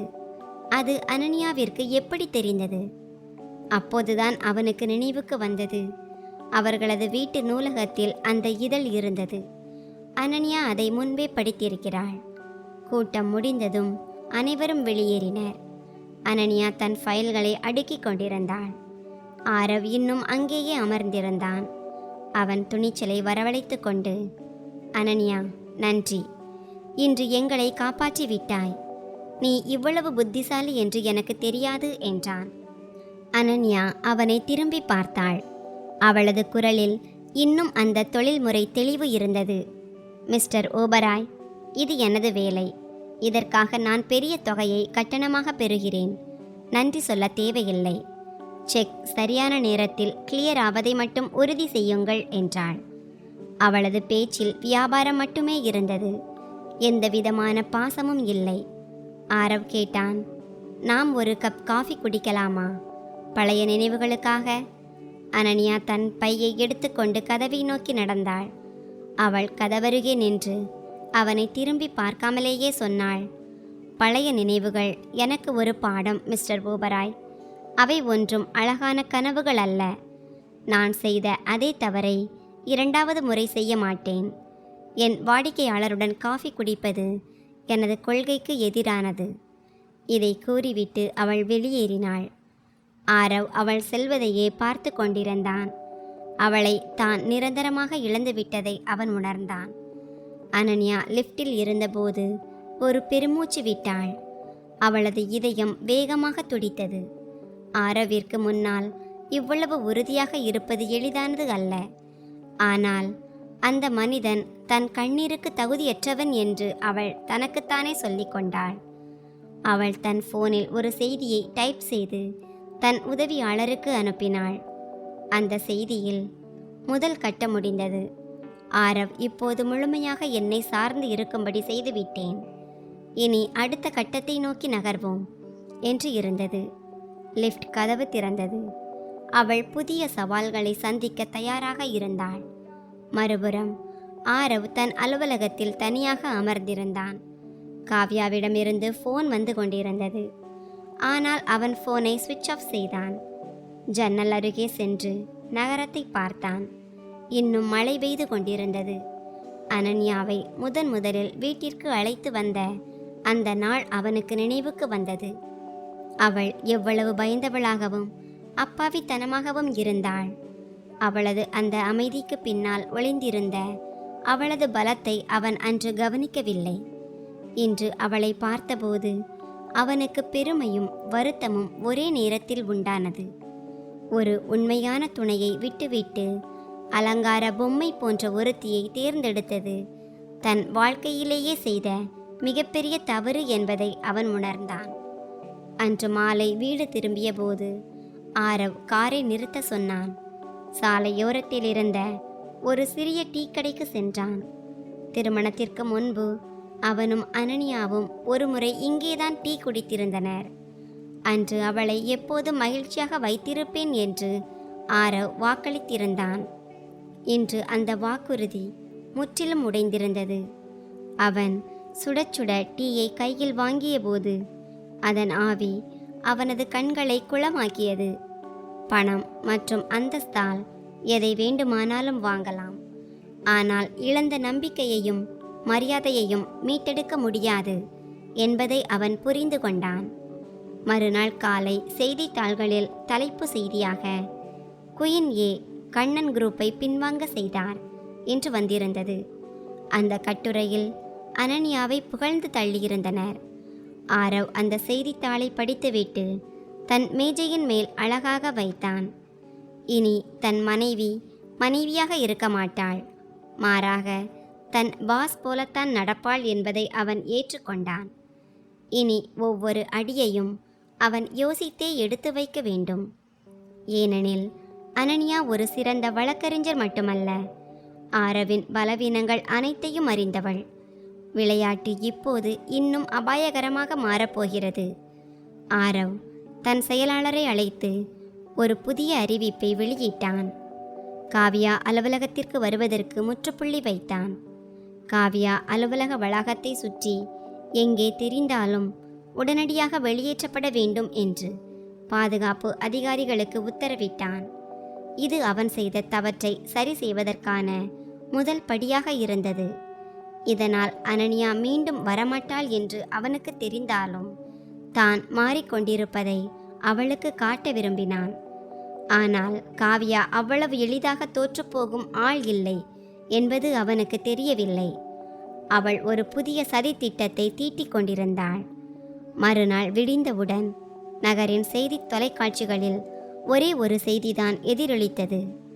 அது ஓபராய் குரூப்பின் சட்ட சிக்கலை பற்றியது அல்ல, மாறாக அவர்களது புதிய வழக்கறிஞர் அனன்யாவின் நற்பெயரை கெடுக்கும் வகையில் இருந்தது.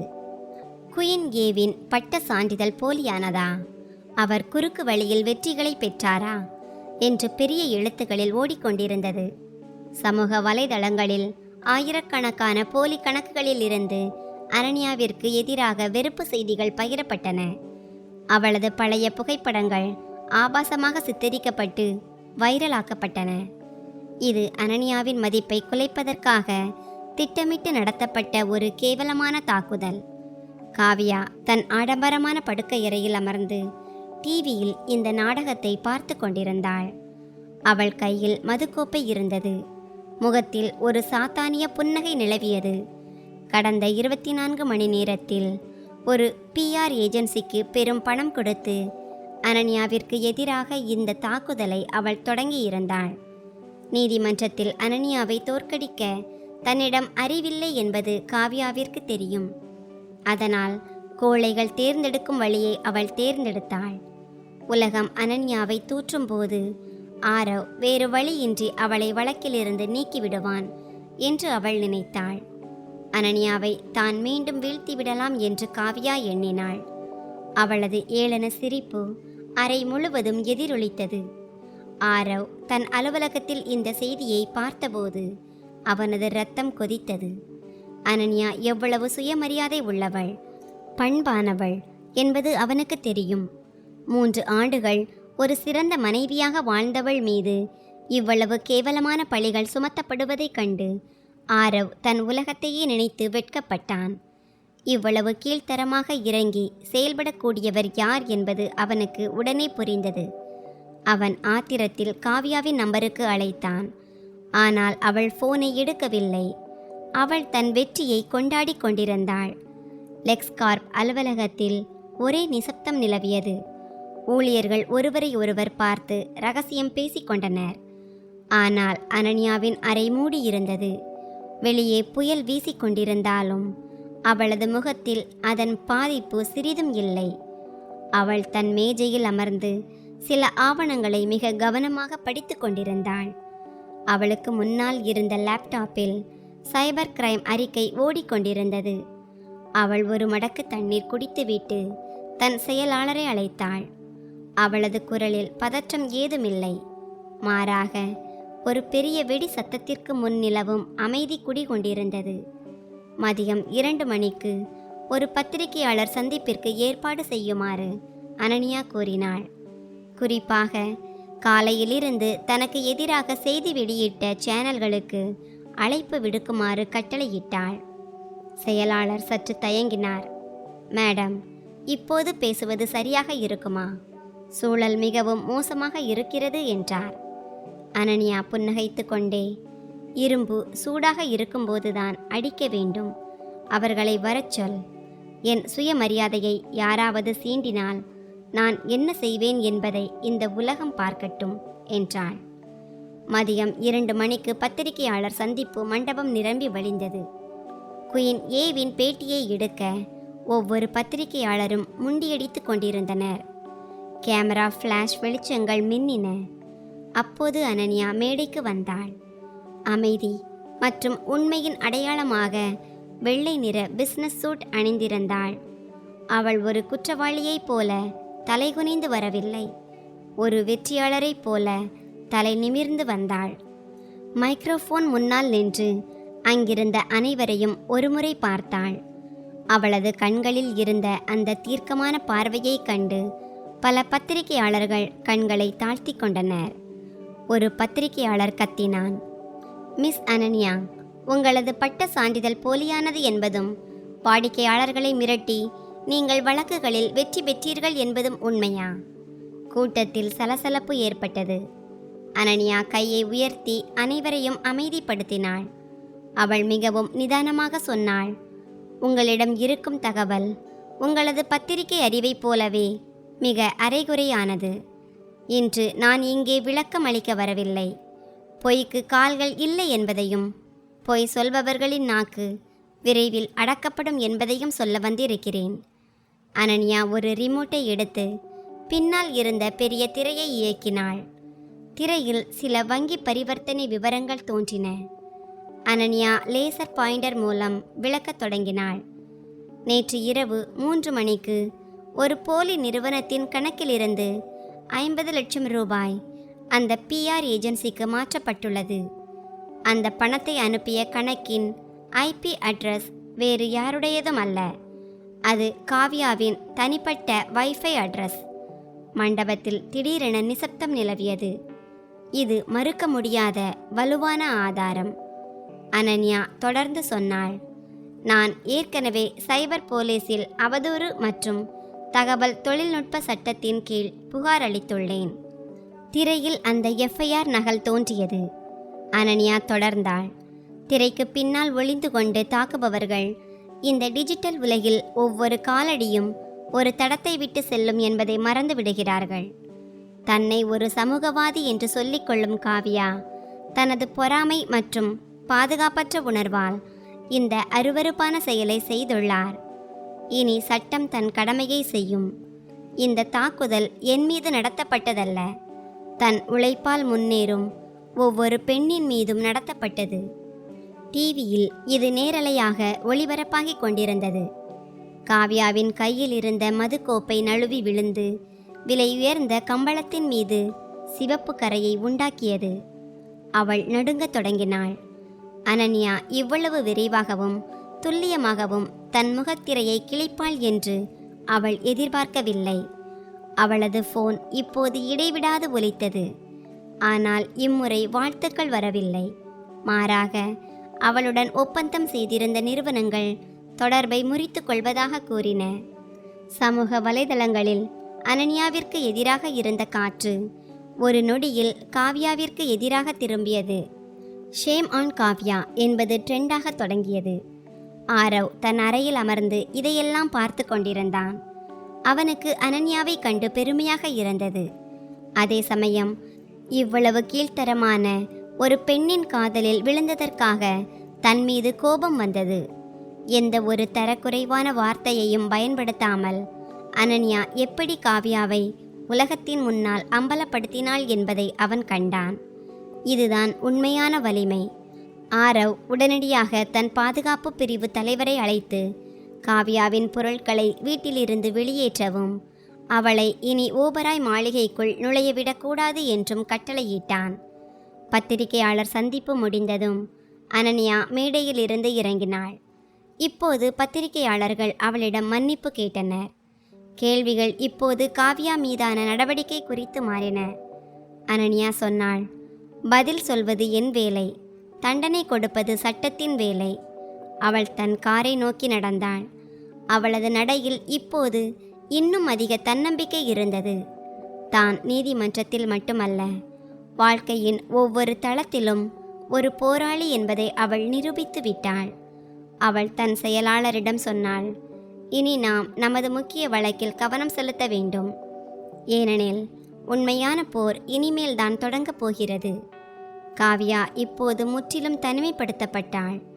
அவளது நண்பர்கள் என்று சொல்லிக் கொண்டவர்கள் போனை எடுக்கவில்லை. போலீசார் அவளது வாசலில் விசாரணைக்காக நின்றிருந்தனர். அவள், இதெல்லாம் போய் ஆரவை கூப்பிடுங்கள் என்று கத்தினாள். ஆனால் அவளது பேச்சை கேட்க யாருமில்லை. எந்த ஊடகத்தை அவள் ஆயுதமாக பயன்படுத்தினாளோ அதே ஊடகம் இப்போது அவளது கைதை நேரலையாக ஒளிபரப்பியது. அவளது அகங்காரம் அவளை மீள முடியாத ஒரு படுகொலியில் தள்ளியது. அனன்யா அவளுக்கு வாழ்நாள் முழுவதும் மறக்க முடியாத ஒரு பாடத்தை கற்பித்திருந்தாள். அன்று மாலை ஆரவ் அனன்யாவின் வீட்டின் முன்னே வந்து நின்றான். அனன்யா அவனை உள்ளே விடமாட்டாள் என்று அவனுக்கு தெரியும். ஆனால் ஒருமுறை அவளை பார்க்க விரும்பினான். மழை பெய்து கொண்டிருக்க காரில் அமர்ந்தபடி பார்த்தான். அனன்யா தன் பால்கனியில் டீ கப்புடன் மழையை ரசித்து கொண்டிருந்தாள். அவள் மிகவும் அமைதியாகவும் நிம்மதியாகவும் தெரிந்தாள். ஆரவின் கண்களில் கண்ணீர் முட்டியது.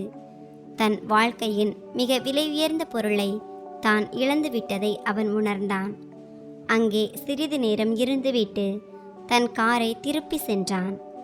மறுநாள் காலை அனன்யா நீதிமன்றத்திற்கு செல்ல தயாரானாள். இன்று கண்ணன் குரூப்பிற்கு எதிரான முதல் விசாரணை நாள். இது ஒரு முக்கியமான நாள். அவள் தன் கருப்பு நிற கோட்டை அணிந்து கண்ணாடியில் தன்னை பார்த்து கொண்டாள். தன் உணர்ச்சிகளை தொழிலுக்கு இடையில் வரவிட மாட்டேன் என்று தனக்குத்தானே உறுதி பூண்டாள். ஆரவ் அவளது வாடிக்கையாளர். அவனை வெற்றி பெற செய்வது அவளது கடமை. அவன் மீது மனதிற்குள் எவ்வளவு கசப்பு இருந்தாலும் தனது தொழில்முறை அறநெறியில் அவள் உறுதியாக இருந்தாள். அதுவே அவளை மற்றவர்களிடமிருந்து தனித்து காட்டியது. அவள் தன் ஃபைல்களை எடுத்துக்கொண்டு புறப்பட்டாள். நீதிமன்றத்திற்கு வெளியே கண்ணன் குரூப்பின் வழக்கறிஞர் மிஸ்டர் மேத்தா நின்றிருந்தார். அவர் மிகவும் அனுபவம் வாய்ந்த தந்திரமான வழக்கறிஞராக கருதப்பட்டவர். அனன்யாவை பார்த்த அவர் ஏளனமாக புன்னகைத்து, கேள்விப்பட்டேன், நேற்று ஊடகங்களில் நன்றாகவே நாடகமாடினீர்கள். ஆனால் நீதிமன்றத்திற்கு ஆதாரங்கள் தான் தேவை மேடம், அனுதாபம் அல்ல என்றார். அனன்யா நின்று தன் கண்ணாடியை சரி செய்துவிட்டு மிகவும் பணிவாக பதிலளித்தாள். மிஸ்டர் மேத்தா, கவலைப்படாதீர்கள், என்னிடம் நிறைய ஆதாரங்கள் உள்ளன. ஒருவேளை உங்களுக்குத்தான் அனுதாபம் தேவைப்படலாம். அவளது அந்த சாதுர்த்தியமான பதில் மிஸ்டர் மேத்தாவின் புன்னகையை பறித்தது. நீதிமன்ற நடவடிக்கைகள் தொடங்கின. நீதிபதி இரு தரப்பினரையும் தங்கள் வாதங்களை முன்வைக்க சொன்னார். மிஸ்டர் மேத்தா, ஓபராய் குரூப் தங்களது தொழில்நுட்பத்தை திருடிவிட்டதாக அதை பழைய பல்லவியை பாடினார். ஓபராய் குரூப்பின் நிர்வாகம் மிகவும் அஜாக்கிரதையானது என்பதையே அவர் தனது வாதத்தின் அடிப்படையாக கொண்டிருந்தார். நீதிபதியின் பார்வையில் ஆரவின் பிம்பத்தை கெடுப்பதற்காக அவனது தனிப்பட்ட வாழ்க்கையை பற்றியும் சேற்றை வாரி இறைக்க முயன்றார்.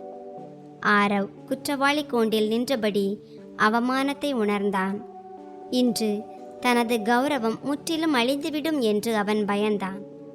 அனன்யாவின் முறை வந்தபோது அவள் நீண்ட உரைகள் எதையும் ஆற்றவில்லை. அவள் ஒரே ஒரு ஆவணத்தை மட்டும் நீதிபதியிடம் சமர்ப்பித்தாள். அது அவள் தேடி எடுத்த அந்த பழைய ஆராய்ச்சி இதழ். அவள் நீதிபதியிடம் சொன்னாள், யுவரானர், எனது நண்பரின் முழு வழக்கும் அவர்கள் 2020 இந்த தொழில்நுட்பத்தை கண்டுபிடித்தார்கள் என்ற வாதத்தில்தான் நிற்கிறது. ஆனால் இந்த ஆவணம் இத்தொழில்நுட்பம் 2019 பொதுவெளியில் வந்துவிட்டது என்பதை நிரூபிக்கிறது. எனவே காப்புரிமை என்ற கேள்விக்கே இடமில்லை. இது மட்டுமல்லாமல் கண்ணன் குரூப் இந்த உண்மையை வேண்டுமென்றே மறைத்துள்ளது. இது நீதிமன்றத்தை அவமதிக்கும் செயலாகும். நீதிபதி அந்த ஆவணத்தை கூர்ந்து கவனித்தார். நீதிமன்றமே நிசப்தத்தில் ஆழ்ந்தது. மிஸ்டர் மேத்தாவிற்கு வேர்க்கத் தொடங்கியது. இந்த அதிரடி திருப்பத்திற்கு தன்னிடம் பதில் இல்லை என்பதை அவர் உணர்ந்தார். அனன்யா தொடர்ந்து சொன்னாள், இது மட்டுமல்ல, கண்ணன் குரூப் எங்களது ஊழியர்களுக்கு லஞ்சம் கொடுத்து ரகசிய தகவல்களை பெற முயன்றதற்கான சாட்சிகளும் எங்களிடம் உள்ளன. அனன்யா ஒரு பென் டிரைவை எடுத்து ஆதாரமாக சமர்ப்பித்தாள். அது கண்ணன் குரூப்பின் சவப்பெட்டியில் அடிக்கப்பட்ட கடைசி ஆணியாக இருந்தது. நீதிமன்றம் ஆதாரங்களை ஏற்றுக்கொண்டு அடுத்த விசாரணைக்கான தேதியை குறித்தது. ஆனால் இப்போது காற்றின் திசை மாறிவிட்டது என்பது அனைவருக்கும் புரிந்தது. கண்ணன் குரூப் இப்போது தற்காப்பு நிலைக்கு தள்ளப்பட்டது.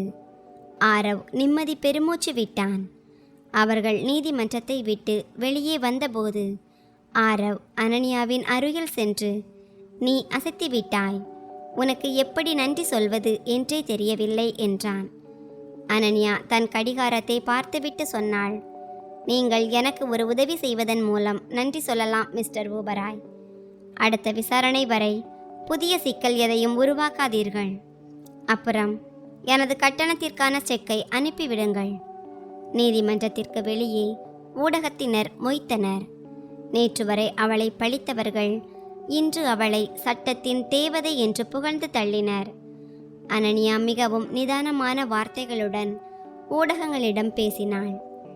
அவள் சொன்னாள், இந்த வெற்றி ஓபராய் குரூப்பிற்கு மட்டுமே கிடைத்த வெற்றி அல்ல, இது உண்மைக்கு கிடைத்த வெற்றி. காவ்யாவின் பெயரை சொல்லாமல் அவள் ஒரு கருத்தை கோரினாள். மற்றவர்களை கீழே தள்ளிவிட்டு மேலே உயர நினைப்பவர்கள் ஒன்று நினைவில் கொள்ள வேண்டும். புவியீர்ப்பு விசை எல்லா இடங்களிலும் பொருந்தும். மேலே எரியப்படும் எதுவும் கீழே வந்துதான் ஆக வேண்டும். அன்று மாலை ஆரவ் தன் வீட்டில் தனியாக அமர்ந்திருந்தான். அந்த வீடு அவனுக்கு மிகவும் பெரியதாகவும் பாழடைந்ததாகவும் தோன்றியது. காவ்யாவின் பொருட்கள் அனைத்தும் வெளியேற்றப்பட்டு விட்டன.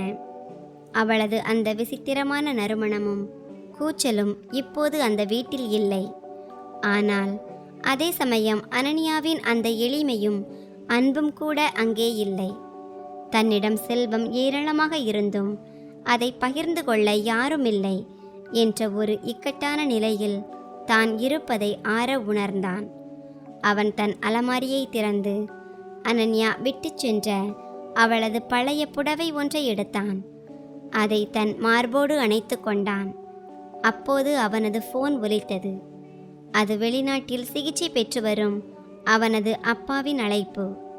செய்திகளை கேட்ட அவர் மிகுந்த மகிழ்ச்சியில் இருந்தார். அவர் சொன்னார், ஆரவ் மகனே, ஒரு மிராக்கல் செய்த வழக்கறிஞரை நீ வேலைக்கு அமர்த்தி இருப்பதாக கேள்விப்பட்டேன். அவருக்கு என் நன்றியை தெரிவித்துவிடு.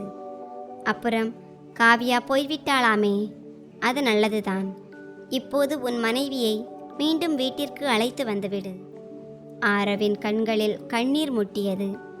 அப்பா புகழும் அந்த வழக்கறிஞர்தான் தான் வீட்டிலிருந்து துரத்திய மருமகள் என்பதை அவரிடம் எப்படி சொல்வான்? அனன்யா தன் அலுவலகத்தில் அடுத்த நாளுக்கான வேலையில் மூழ்கியிருந்தாள். அப்போது அடையாளம் தெரியாத நம்பரிலிருந்து ஒரு அழைப்பு வந்தது. மறுமுனையில் ஒரு கனத்த குரல் கேட்டது. மிஸ் அனன்யா, இன்று நீங்கள் சிறப்பாக விளையாடினீர்கள். ஆனால் கண்ணன் குரூப் அவ்வளவு சீக்கிரம் தோற்றுவிடாது என்பதை நினைவில் கொள்ளுங்கள். எங்களிடம் இன்னும் சில துருப்புச் சீட்டுகள் மிச்சம் இருக்கின்றன. அது ஒரு நேரடி மிரட்டல். அனன்யா புன்னகைத்தபடி சொன்னாள், எனக்கு மிரட்டல்கள் பிடிக்கும். நான் சரியான பாதையில் செல்கிறேன் என்பதை அவை எனக்கு நினைவுபடுத்திக் கொண்டே இருக்கின்றன. அவள் போனை துண்டித்தாள். இந்த போர் இனி நீதிமன்றத்தோடு மட்டும் நின்று விடாது என்பதை அனன்யா அறிவாள். கண்ணன் குரூப் இனி கேவலமான யுக்திகளை கையாளும். ஆரவையும் அவனது நிறுவனத்தையும் காப்பாற்ற அவள் இன்னும் எச்சரிக்கையாக இருக்க வேண்டும். அவள் தன் குழுவினரை அழைத்து, எனக்கு கண்ணன் குரூப்பின் முழு நிதி அறிக்கையும் வேண்டும். அவர்கள் எங்கோ பண மோசடியில் ஈடுபட்டிருக்கிறார்கள் என்று எனக்கு தோன்றுகிறது. அவர்கள் நம்மை பயமுறுத்த முயன்றால் நாம் அவர்களின் வேரையே அறுத்து விடுவோம் என்றாள். அனன்யாவின் கண்களில் இப்போது ஒரு புதிய நெருப்பு தெரிந்தது. அது நீதிக்கான நெருப்பு. எந்த புயலாலும் அதை அணைக்க முடியாது.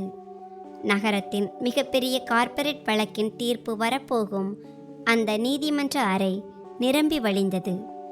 காற்றில் ஒரு கனமான பதற்றம் நிலவியதை அனைவரும் உணர முடிந்தது. கண்ணன் குரூப்பின் வழக்கறிஞர் மிஸ்டர் மேத்தாவும் அவரது குழுவினரும் தன்னம்பிக்கையுடன் காணப்பட்டனர். தங்களை வெற்றி பெற செய்ய தேவையான போலி ஆதாரங்கள் தங்களிடம் இருப்பதாக அவர்கள் நினைத்தனர். மறுபுறம் அனன்யா தனது இருக்கையில் மிகவும் அமைதியாக அமர்ந்திருந்தாள். அவள் தனது ஃபைல்களை மிக நேர்த்தியாக மேஜை மீது அடுக்கினாள். அவளது கண்களில் இருந்த ஆழத்தை யாராலும் அளவிட முடியவில்லை. ஆரவ் அவள் அருகில் அமர்ந்திருந்தான். அவனது கைகள் வியர்த்து கொட்டின. ஏனெனில் இன்று அவனது எதிர்காலத்தை தீர்மானிக்கப் போகும் நாள். நீதிபதி அவர்கள் சுத்தியலை தட்டி விசாரணையை தொடங்க உத்தரவிட்டார். மிஸ்டர் மேத்தா உடனடியாக தனது தாக்குதலை தொடங்கினார். அவர் ஆரவ் மீது அறிவுசார் சொத்துரிமை திருட்டு மட்டுமன்றி பண மோசடி மற்றும் தவறான நிர்வாகம் போன்ற கடுமையான குற்றச்சாட்டுகளையும் சுமத்தினார். ஆரவ் தனது ஆடம்பரமான வாழ்க்கை முறைக்காக நிறுவனத்தின் நிதியை தவறாக பயன்படுத்தியதாக அவர் வாதிட்டார். இதை கேட்ட ஆரவ் உறைந்து போனான். இந்த குற்றச்சாட்டு முற்றிலும் பொய்யானது. ஆனால் மேத்தா சில போலி ஆவணங்களை சமர்ப்பித்தார். அவை பார்ப்பதற்கு அசல் போலவே இருந்தன. நீதிமன்றத்தில் இருந்த பத்திரிகையாளர்கள் வேகமாக செய்திகளை எழுதத் தொடங்கினர். ஆரவின் நற்பெயர் ஒவ்வொரு நொடியும் சரிந்து கொண்டிருந்தது. அனன்யா மிஸ்டர் மேத்தாவை முழுமையாக பேசவிட்டாள். அவள் இடையில் குறுக்கிடவே இல்லை. அவளது முறை வந்தபோது மிகவும் கண்ணியத்துடன் எழுந்தாள். அவள் நீதிபதியை நோக்கி சொன்னாள், எனது நண்பர் சமர்ப்பித்த ஆவணங்கள் உண்மையிலேயே ஈர்க்கக்கூடியவைதான். ஆனால் துரதிர்ஷ்டவசமாக அவை வெறும் காகித துண்டுகள் மட்டுமே. அவற்றில் உள்ள மை இன்னும் காயக்கூட இல்லை. அவள் தன் பையிலிருந்து ஒரு தடய அறிவியல் அறிக்கையை எடுத்தாள். கண்ணன் குரூப் சமர்ப்பித்த ஆவணங்களில் உள்ள கையெழுத்துக்கள் டிஜிட்டல் முறையில் நகலெடுக்கப்பட்டவை என்பதை அந்த அறிக்கை நிரூபித்தது. நீதிமன்றத்தில் பெரும் சலசலப்பு ஏற்பட்டது. மிஸ்டர் மேத்தாவின் முகம் வெளிரி போனது. இதன் பின் அனன்யா தனது முக்கிய பிரம்மாஸ்திரத்தை எடுத்தாள். அவள் சொன்னாள், யுவர் ஆனர், இது வெறும் காப்புரிமை பிரச்சனை மட்டுமல்ல, இது ஒரு மிகப்பெரிய குற்ற சதி. நீதிமன்றத்தின் அனுமதியுடன் அவள் ஒரு வீடியோ காட்சியை திரையிட்டாள். அதில் கண்ணன் குரூப்பின் சிஇஓ மற்றும் ஆரவின் நிறுவனத்தின் நிதி பிரிவு தலைவர் ரகசியமாக சந்திப்பது தெரிந்தது. அந்த வீடியோவில் ஆரவை சிக்க வைத்து நிறுவனத்தின் பங்குகளை குறைந்த விலைக்கு வாங்க அவர்கள் திட்டமிடுவது தெளிவாக கேட்டது. இந்த ஆதாரம் எவ்வளவு அதிரடியாக இருந்தது என்றால் நீதிமன்றமே நிசப்தமானது. ஆரவ் தன் இருக்கையில் அப்படியே உறைந்து நின்றான். தான் யாரை அதிகம் நம்பினானோ அந்த நிதி பிரிவு தலைவரே தனக்கு யமனாக மாறியதை அவனால் தாங்க முடியவில்லை. தனது முட்டாள்தனத்தை நினைத்து அவனுக்கு அழுகையே வந்தது. தன்னை சுற்றியுள்ளவர்களை அடையாளம் காண்பதில் அவன் முற்றிலும் தோற்றுவிட்டான். அவன் எப்போதும் அனன்யாவை தரம் தாழ்த்தியே பார்த்தான். ஆனால் அவள்தான் சுயநலமின்றி அவனுக்காக அருகில் நின்ற ஒரே மனிதன். அனன்யா எப்படி ஒவ்வொன்றாக கண்ணன் குரூப்பின் பொய்களை தகர்த்தெறிந்தாள் என்பதை அவன் பார்த்தான். அவள் ஒரு போராளியைப் போல போரிட்டாள். ஆனால் அவளது முகத்தில் எந்த தலைக்கணமும் இல்லை. அவள் உண்மைக்காக மட்டுமே போராடி கொண்டிருந்தாள். ஆரவ் தான் இந்த அற்புதமான பெண்ணின் கால் தூசுக்கு கூட சமமானவன் இல்லை என்பதை உணர்ந்தான். அவனது இதயம் பிராயச்சித்த தீயில் வெந்து கொண்டிருந்தது. அனன்யா தனது வாதத்தை தொடர்ந்தாள். ஓபராய் குரூப் இந்த சதிக்கு பலியாகி இருந்தாலும் தற்போதுள்ள நிர்வாகம் குற்றமற்றது என்று சொல்ல முடியாது என்றாள். அவள் ஆரவை நோக்கி ஒரு கூர்மையான பார்வையை வீசினாள். அவள் நீதிபதியிடம், ஒரு சிஇஓ என்ற முறையில் ஆரவ் ஓபராய் தனது நிறுவனத்தை பாதுகாப்பதில் தவறிவிட்டார். அவரது அஜாக்கிரதையால் ஆயிரக்கணக்கான ஊழியர்களின் வேலை இன்று கேள்விக்குறியாகியுள்ளது. எனவே நிறுவனத்தை காப்பாற்ற நிர்வாகத்தில் உடனடி மாற்றம் தேவை என்று கூறினாள். ஆரவ் திகைத்து போனான். அவனது சொந்த வழக்கறிஞரே அவனை பதவியிலிருந்து நீக்க கோருகிறாள். நீதிமன்றத்தில் இருந்த வாரிய உறுப்பினர்களும் பங்குதாரர்களும் அனன்யாவின் கருத்தை ஏற்றுக்கொள்வது போல தெரிந்தது. ஆரவ் இனி நிறுவனத்தை நடத்த தகுதியற்றவன் என்று அவர்கள் தங்களுக்குள் விவாதித்தனர். அனன்யா தனது விசுவாசம் தனிநபர் மீதானது அல்ல, மாறாக நீதி மற்றும் ஊழியர்கள் மீதானது என்பதை தெளிவுபடுத்தினாள். இது ஆரவிற்கு விழுந்த இறுதி அடி. அவன் தன் மனைவியை மட்டும் இழக்கவில்லை, இன்று தன் அடையாளத்தையும் நிறுவனத்தையும் கூட இழந்து கொண்டிருந்தான். அனன்யா தான் உணர்ச்சிகளுக்கு அடிமையாகாமல் கடினமான முடிவுகளை எடுக்கும் ஒரு தேர்ந்த வழக்கறிஞர் என்பதை நிரூபித்தாள். தீர்ப்பிற்கு பிறகு அனன்யா தன் ஃபைல்களை மூடிவிட்டு நீதிபதிக்கு நன்றி தெரிவித்தாள். அவள் தன் குழுவுடன் வெளியே செல்ல திரும்பினாள். ஆரவ் இன்னும் தன் இடத்திலேயே அமர்ந்திருந்தான். அதிர்ச்சியில் அவனால் நகரக்கூட முடியவில்லை. அனன்யா அவன் அருகில் நின்றாள். மிகவும் தொழில்முறை தோரணையில் அவள் சொன்னாள், மிஸ்டர் ஓபராய், உங்கள் வழக்கு முடிந்தது. நிறுவனம் இப்போது பாதுகாப்பாக உள்ளது. ஆனால் நான் நீதிமன்றத்தில் சொன்னது போல நீங்கள் இதற்கு பொறுப்பேற்று ராஜினாமா செய்ய வேண்டும். அதுவே உங்களுக்கும் நிறுவனத்தின் எதிர்காலத்திற்கும் நல்லது. அவளது குரலில் கசப்பு ஏதுமில்லை, வெறும் குளிர்ந்த ஆலோசனை மட்டுமே இருந்தது. நீதிமன்றத்திற்கு வெளியே ஊடகங்களின் கூட்டம் அனன்யாவிற்காக காத்திருந்தது. அவளை சூழ்ந்து கொண்டு கேள்விகளை கேட்டனர். அனன்யா மிகவும் நிதானமாக பதிலளித்தாள். இந்த வெற்றி இந்த நிறுவனத்தை உருவாக்க தங்கள் இரத்தத்தையும் வியர்வையையும் சிந்திய ஊழியர்களுக்கு கிடைத்த வெற்றி. தனது கட்டணத்தில் பாதியை ஊழியர்களின் நலநிதிக்காக தானம் செய்வதாகவும் அவள் அறிவித்தாள். இந்த அறிவிப்பு அவளை ஒரே இரவில் ஒரு மேசியா ஆக்கியது. மக்கள் அவளை போற்றி புகழ்ந்தனர். அவள் இப்போது ஒரு வழக்கறிஞர் மட்டுமல்ல, ஒரு முன்மாதிரியாகவும் மாறிவிட்டாள். அன்று மாலை ஆரவ் தன் அலுவலகத்திற்கு சென்றான். அங்கே நிசப்தம் நிலவியது. அவன் தன் அறையிலிருந்து பொருட்களை அடுக்கத் தொடங்கினான். மேஜை மீதிருந்த சிஇஓ என்ற பெயர் பலகையை எடுத்தான். இன்று அது அவனுக்கு மிகவும் பாரமாக தோன்றியது. இந்த பதவிக்காகத்தானே அவன் பைத்தியமாக அலைந்தான். இதற்காகத்தானே அனன்யாவை அலட்சியம் செய்தான். இன்று அவனிடம் அந்த பதவியும் இல்லை, அனன்யாவும் இல்லை. அவனிடம் எஞ்சி இருப்பது காவியாவின் கசப்பான நினைவுகளும் அனன்யாவின் வாழ்நாள் முழுவதும் அவனை வாட்டப்போகும் நினைவுகளும் மட்டுமே.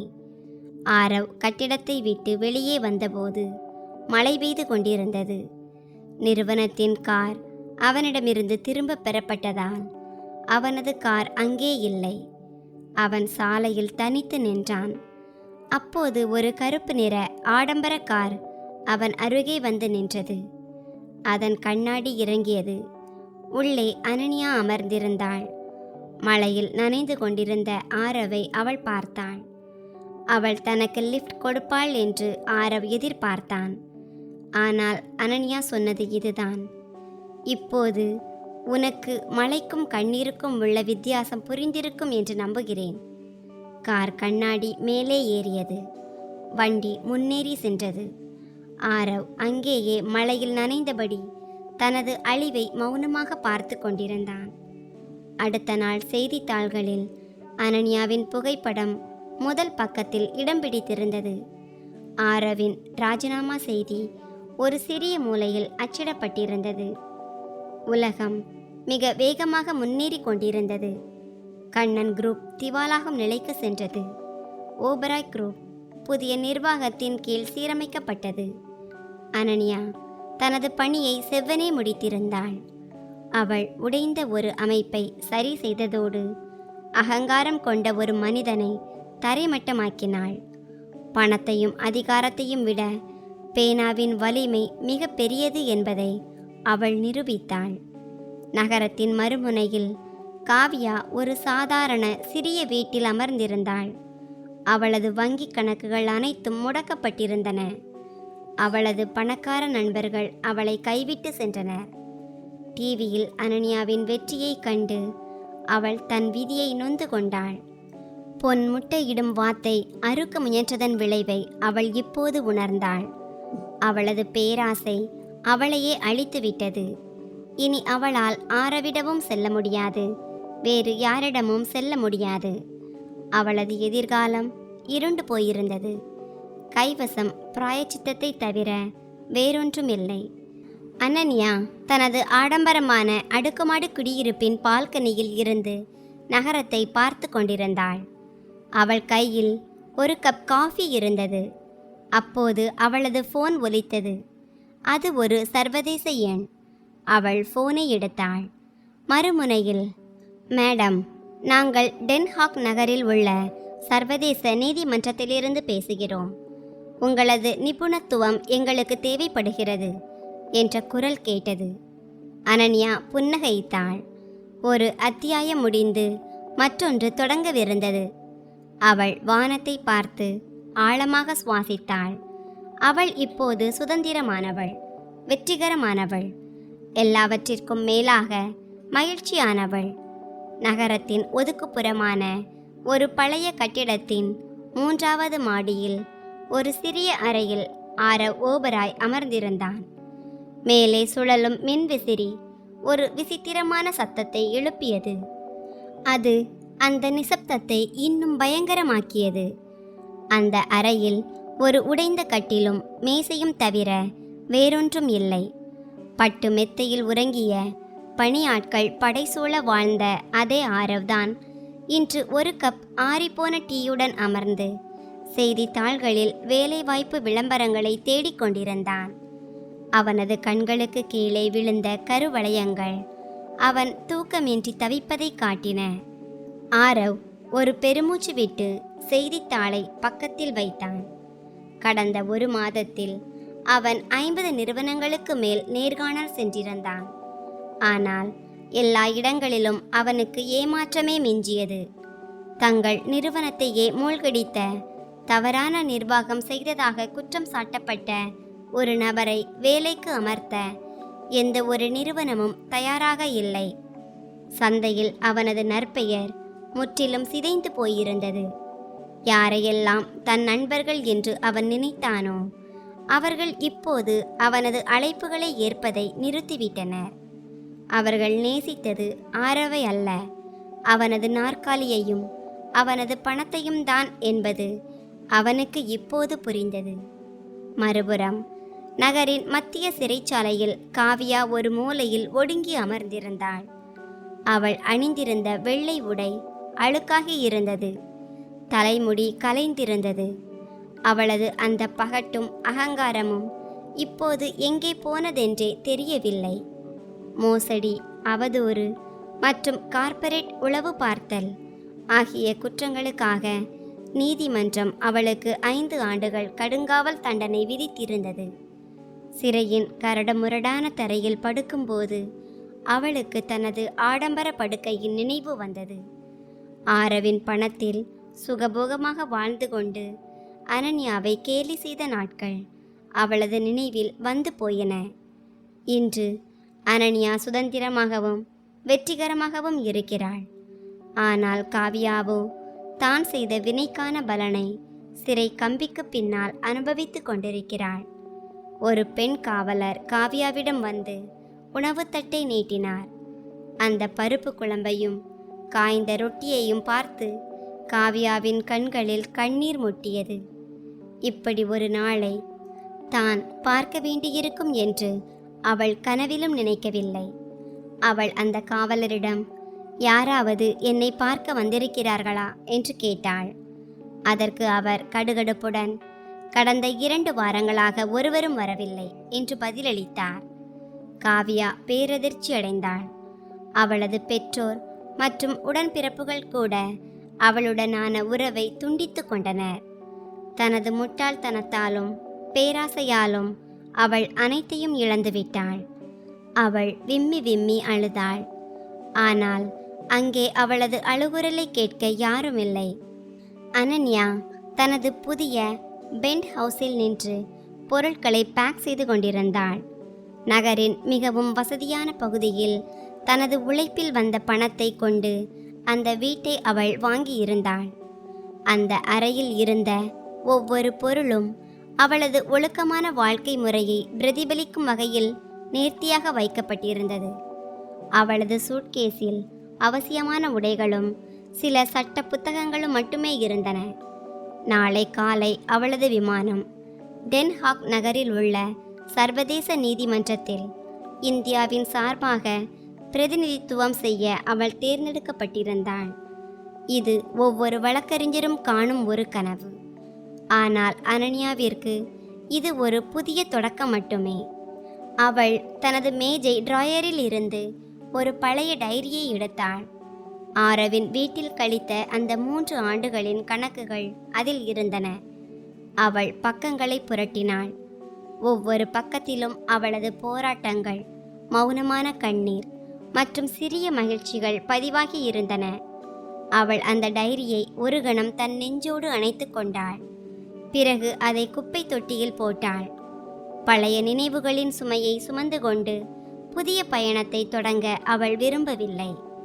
அவள் இப்போது அந்த பழைய அனன்யா அல்ல என்பதை உணர்ந்தாள். அவள் நெருப்பில் புடம் போடப்பட்ட தங்கமாக மாறியிருந்தாள். அன்று மாலை அனன்யா நாட்டை விட்டு செல்வதை ஆரவ் தெரிந்து கொண்டான். டிவியில் செய்தி வாசிப்பாளர்கள் அனன்யாவின் சாதனைகளை புகழ்ந்து தள்ளி கொண்டிருந்தனர். ஆரவின் இதயம் வேகமாக துடித்தது. அனன்யாவிடம் மன்னிப்பு கேட்க தனக்கு எந்த உரிமையும் இல்லை என்பது அவனுக்கு தெரியும். ஆனால் ஒரு கடைசி முறை அவளை பார்க்க அவனது மனம் ஏங்கியது. அவன் தன் பாக்கெட்டை தடவி பார்த்தான். அவனிடம் டாக்ஸிக்கு கூட போதிய பணம் இல்லை. தன்னிடம் எஞ்சி இருந்த கடைசி விலை உயர்ந்த பொருளான தனது கை கடிகாரத்தை கழற்றி மேஜை மீது வைத்துவிட்டு வீட்டை விட்டு புறப்பட்டான். பஸ் ஸ்டாண்டில் கூட்டம் அதிகமாக இருந்தது. மழையும் பெய்யத் தொடங்கியது. ஆரவ் மழையில் நனைந்தபடி பேருந்துக்காக காத்திருந்தான். ஒருமுறை அனன்யா அவனிடம் தனக்கு மழை என்றால் மிகவும் பிடிக்கும் என்று சொன்னது அவனுக்கு நினைவுக்கு வந்தது. அப்போது ஆரவ் எரிச்சலுடன், மழை வெறும் சேற்றையும் போக்குவரத்து நெரிசலையும் தான் கொண்டு வரும் என்று சொல்லியிருந்தான். இன்று அவனே அந்த சேற்றில் நின்று கொண்டிருந்த போதுதான் அனன்யாவின் அந்த வார்த்தை அவனுக்கு புரிந்தது. மழை என்பது ஒரு சுத்திகரிப்பின் அடையாளம். அனைத்தையும் கழுவி சுத்தம் செய்யும் இயற்கையின் வழி அது. இந்த மழை தனது பாவங்களையும் ஓரளவு கழுவிவிடும் என்று ஆரவ் உணர்ந்தான். விமான நிலையத்தில் அனன்யா தனது குழுவினருடன் செக்-இன் கவுண்டரை நோக்கி சென்று கொண்டிருந்தாள். அவள் ஸ்டைலான ஒரு கோட் அணிந்திருந்தாள். கையில் ஒரு லெதர் பேக் இருந்தது. மக்கள் அனைவரும் அவளையே திரும்பி பார்த்தனர். அவளது பொலிவு ஒரு சினிமா நட்சத்திரத்திற்கு எள்ளளவும் குறைந்திருக்கவில்லை. பத்திரிகையாளர்கள் அவளை சூழ்ந்து கொண்டிருந்தனர். அவள் மிகவும் பணிவாக அவர்களின் கேள்விகளுக்கு பதிலளித்து கொண்டிருந்தாள். அவளது சிரிப்பில் முன்னெப்போதும் இல்லாத ஒரு தன்னம்பிக்கை இருந்தது. அவள் இப்போது யாருடைய மனைவியோ அல்லது மருமகளோ அல்ல. அவள் தனக்கென ஒரு தனி அடையாளத்தை பெற்றுவிட்டாள். ஆரவ் விமான நிலையத்திற்கு வெளியே பாதுகாப்பு வளையத்திற்கு அருகே நின்று கொண்டிருந்தான். அவனது உடைகள் நனைந்திருந்தன. அவன் மிகவும் களைப்பாக தெரிந்தான். பாதுகாப்பு காவலர் அவனை உள்ளே செல்ல விடாமல் தடுத்து நிறுத்தினார். அவன் அங்கிருந்த கண்ணாடி சுவரின் வழியாக அனன்யாவை பார்த்தான். மக்கள் அனன்யாவிற்கு எவ்வளவு மரியாதை கொடுக்கிறார்கள் என்பதைக் கண்டு அவன் பெருமைப்பட்டான். அதே சமயம் அவனது மனதின் ஆழத்தில் ஒரு வலி ஏற்பட்டது. ஒரு காலத்தில் 4 சுவர்களுக்குள் அடைத்து வைக்க அவன் முயன்ற அதே பெண்தான் இவள். ஒரு வைரத்தை கல் என்று நினைத்து அவன் எரிந்து விட்டான். இன்று அந்த வைரம் உலகிற்கே ஒளியை தந்து கொண்டிருந்தது. திடீரென அனனியாவின் பார்வை அந்த கண்ணாடி சுவரை நோக்கி திரும்பியது. கூட்டத்திற்கு இடையில் அவள் ஆரவை அடையாளம் கண்டுகொண்டாள். அவள் ஒரு கணம் திகைத்து நின்றாள். அவளது முகத்தில் எந்த உணர்ச்சியும் வெளிப்படவில்லை. அவள் தன் செயலாளரிடம் ஏதோ சொல்லிவிட்டு பாதுகாப்பு காவலரை நோக்கி சைகை செய்தாள். காவலர் ஆரவை உள்ளே வர அனுமதித்தார். ஆரவ் மெதுவான அடிகளுடன் அனனியாவை நோக்கி நடந்தான். அவனது கால்கள் கனமாக தெரிந்தன. தான் அவ்வளவு அவமானப்படுத்திய அந்த பெண்ணின் முன்னால் அவன் எப்படி நிற்பான்? அங்கிருந்தவர்கள் அவனை ஒரு விசித்திரமான பார்வையில் பார்த்தனர். ஆனால் அனனியாவின் பார்வை மிகவும் உறுதியாக இருந்தது. ஆரவ் அனனியாவின் முன்னால் வந்து நின்றான். சிறிது நேரம் இருவருக்கும் இடையே மௌனம் நிலவியது. பின்னர் ஆரவ் மிகவும் மெதுவான குரலில் சொன்னான், நான் மன்னிப்பிற்கு தகுதியற்றவன் என்பது எனக்கு தெரியும். உனக்கு நான் மிகப்பெரிய துரோகம் செய்துவிட்டேன். உன் அன்பையும் தியாகத்தையும் நான் அவமானப்படுத்தினேன். அதற்கான தண்டனை எனக்கு கிடைத்துவிட்டது அனனியா. என்னிடம் இப்போது எதுவுமே மிஞ்சவில்லை. நீ செல்வதை கடைசி முறையாக பார்க்கவும், நீ சொன்னதுதான் சரி என்று சொல்லவுமே நான் வந்தேன். உண்மையான அன்புக்கும் போலியான மோகத்திற்கும் வித்தியாசம் தெரியாத ஒரு குருடனாக நான் இருந்தேன் என்று கூறி விம்மி அழுதான். அவனது கண்களில் இருந்து கண்ணீர் வழிந்தோடியது. அனனியா தன் கைப்பையிலிருந்து ஒரு டிஷ்யூ பேப்பரை எடுத்து ஆரவிடம் நீட்டினாள். அவள் மிகவும் அமைதியான குரலில் சொன்னாள், ஆரவ், கண்ணீரை துடைத்துக்கொள். மக்கள் பார்க்கிறார்கள். நான் உன்னை ஏற்கனவே மன்னித்து விட்டேன். ஆனால் நீ மன்னிப்பிற்கு தகுதியானவன் என்பதற்காக அல்ல. மாறாக என் இதயத்தில் வெறுப்பு என்ற சுமையை சுமந்து கொண்டு வாழ நான் விரும்பவில்லை என்பதற்காகத்தான். வெறுப்பு ஒரு மனிதனை பலவீனமாக்கும். நான் இப்போது வலிமையாக இருக்க வேண்டும். நீ எனக்கு இப்போது மூடிவிடப்பட்ட ஒரு கடந்த கால அத்தியாயம் மட்டுமே. உனது எதிர்காலத்திற்கு என் வாழ்த்துக்கள். ஆரவ் அவளிடம், நமக்கு இடையே இப்போது எதுவுமே மிஞ்சவில்லையா? அந்த 3 ஆண்டுகால வாழ்க்கை உனக்கு எதையுமே உணர்த்தவில்லையா என்று கேட்டான். அனனியா ஒரு மெல்லிய புன்னகையுடன் சொன்னாள், அந்த 3 ஆண்டுகள் எனக்கு ஒரு பரீட்சை காலம் ஆரவ். நான் எத்தகைய பெண்ணாக மாறக்கூடாது என்பதை அந்த பரீட்சைதான் எனக்கு கற்றுக் கொடுத்தது. நீதான் என் வலிமையை எனக்கு உணர வைத்தாய். அன்று அந்த விவாகரத்து காகிதங்களை நீ எனக்கு கொடுத்திருக்காவிட்டால் நான் இன்றும் அதே சமையலறையில் உனக்கு ரொட்டி சுட்டு கொண்டுதான் இருந்திருப்பேன். நீ அறியாமல் செய்திருந்தாலும் என்னை சுதந்திரமானவளாக்கி விட்டாய். அதனால் ஒரு வகையில் நான் உனக்கு நன்றிக்கடன் பட்டிருக்கிறேன். அப்போது டென்ஹாக் செல்லும் விமானம் புறப்பட தயாராக இருப்பதாக அறிவிப்பு வந்தது. அனனியா தன் கடிகாரத்தை பார்த்தாள். நான் கிளம்ப வேண்டிய நேரம் வந்துவிட்டது ஆரவ். என் விமானத்திற்கு நேரமாகிவிட்டது என்றாள். அவள் கை கொடுக்க முன்வரவில்லை. ஒரு சிறிய தலையசைப்புடன் விடைபெற்றாள். இது ஒரு நிரந்தரமான விடைபெறுதல். ஆரவும் தலைகுனிந்து அதை ஏற்றுக்கொண்டான். பறக்க கற்றுக்கொண்ட அந்த பறவையை தன்னால் இனி தடுத்து நிறுத்த முடியாது என்பதை அவன் உணர்ந்தான். அனனியா திரும்பி பாதுகாப்பு சோதனைக்கு சென்றாள். ஆரவ் அங்கேயே நின்று அவள் செல்வதை பார்த்து கொண்டிருந்தான். அவள் ஒருமுறை கூட திரும்பி பார்க்கவில்லை என்பதை அவன் கவனித்தான். அவள் நேராக தன் இலக்கை நோக்கி முன்னேறினாள்.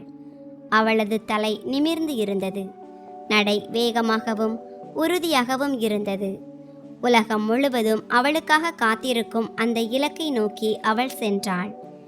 ஆரவின் மனதிலிருந்து ஒரு பெரிய பாரம் இறங்கியது போன்ற உணர்வு ஏற்பட்டது. அவன் அனனியாவை இழந்து விட்டான். ஆனால் தன்னைத்தான் கண்டுகொண்டான். வாழ்க்கையின் உண்மையான அர்த்தம் பணம் சம்பாதிப்பது மட்டுமல்ல, உறவுகளையும் மனிதர்களையும் மதிப்பதுதான் என்பதை அவன் புரிந்து கொண்டான். அனனியா விமானத்தில் தன் இருக்கையில் அமர்ந்து ஜன்னல் வழியாக வெளியே பார்த்தாள். கீழே நகரத்தின் விளக்குகள் மின்மினி பூச்சிகளைப் போல மின்னின. அந்த பழைய வீடு, நீதிமன்றம், அலுவலகம் என அனைத்தும் மேலிருந்து பார்க்கும்போது மிக சிறியதாக தெரிந்தன.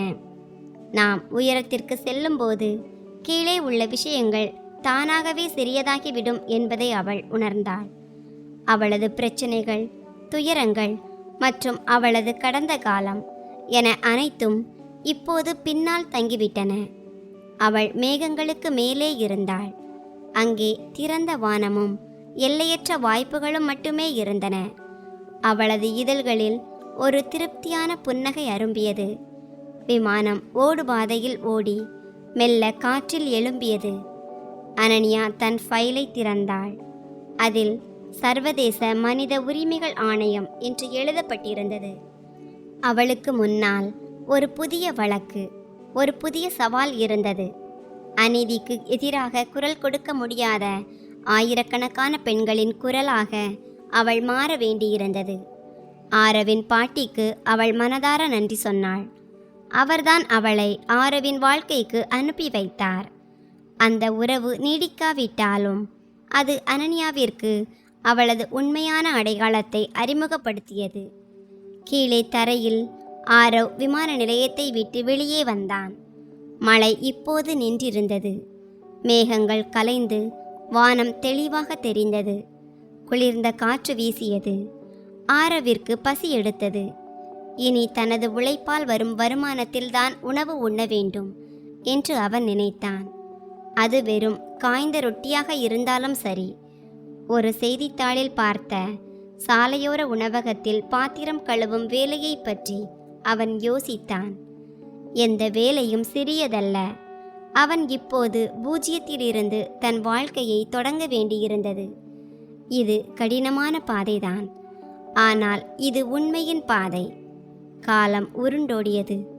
சர்வதேச சட்ட உலகில் அனன்யா என்பது ஒரு மிகப்பெரிய பெயராக மாறியது. அவள் பல பெரிய வழக்குகளை வென்றாள். பல நிறுவனங்கள் அழியாமல் காப்பாற்றினாள். பெண்களின் உரிமைகளுக்காக பல புதிய சட்டங்களை உருவாக்கினாள். மக்கள் அவளை இரும்பு பெண்மணி என்று அழைத்தனர். உலகின் முன்னணி இதழ்களின் அட்டைப்படங்களில் அவளது முகம் மின்னியது. இவ்வளவு பெரிய வெற்றிக்கு பிறகும் அனன்யா மீண்டும் திருமணம் செய்து கொள்ளவில்லை. அவள் தனது முழு வாழ்க்கையையும் தனது பணிக்காகவும் சமூக சேவைக்காகவும் அர்ப்பணித்தாள். அவள் தனது சொந்த நிபந்தனைகளின்படி வாழ்ந்தாள். மறுபுறம் ஆரவ் தனது கடின உழைப்பால் மெல்ல மெல்ல தனது வாழ்க்கையை சீரமைத்தான். அவன் ஒரு சிறிய ஆலோசனை நிறுவனத்தை தொடங்கினான். அவன் இப்போது கோடீஸ்வரன் இல்லை, ஆனால் மகிழ்ச்சியாக இருந்தான். தனது ஊழியர்களை மரியாதையுடன் நடத்துவதை அவன் கற்றுக்கொண்டான்.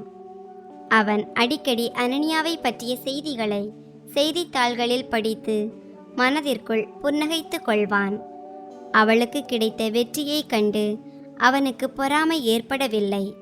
மாறாக அவள் மகிழ்ச்சியாக இருக்கிறாள் என்ற ஒருவித நிம்மதிதான் கிடைத்தது.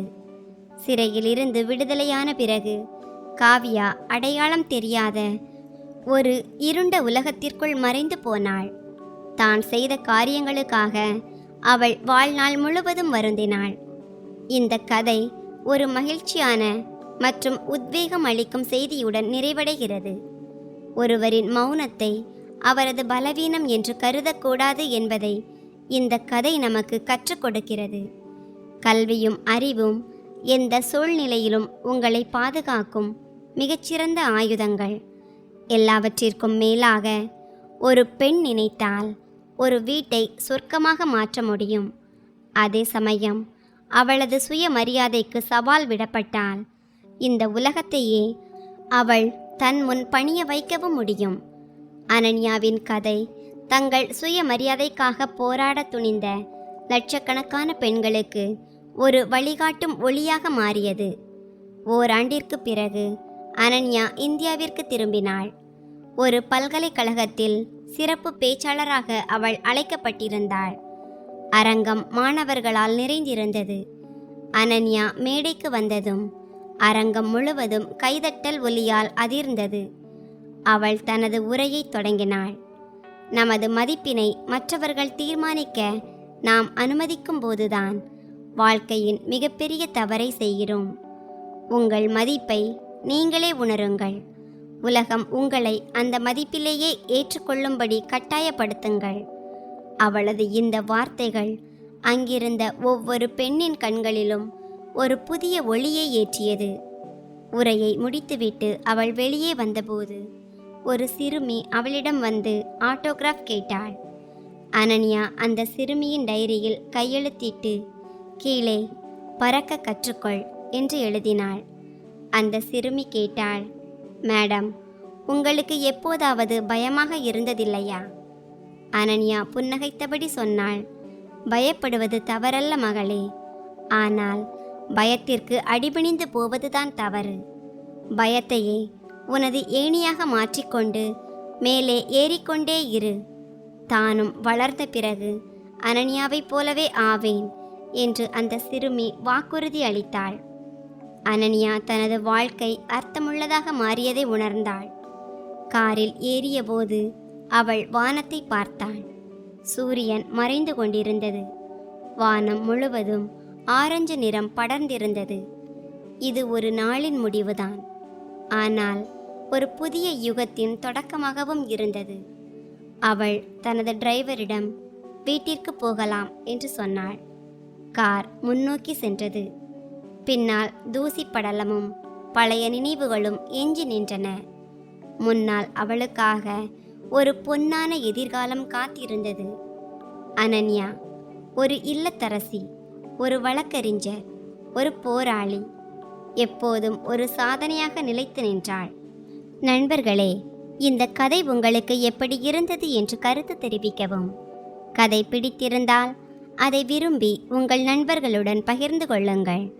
இது போன்ற புதிய சுவாரஸ்யமான கதைகளுக்கு எங்கள் சேனலை சப்ஸ்கிரைப் செய்யுங்கள்.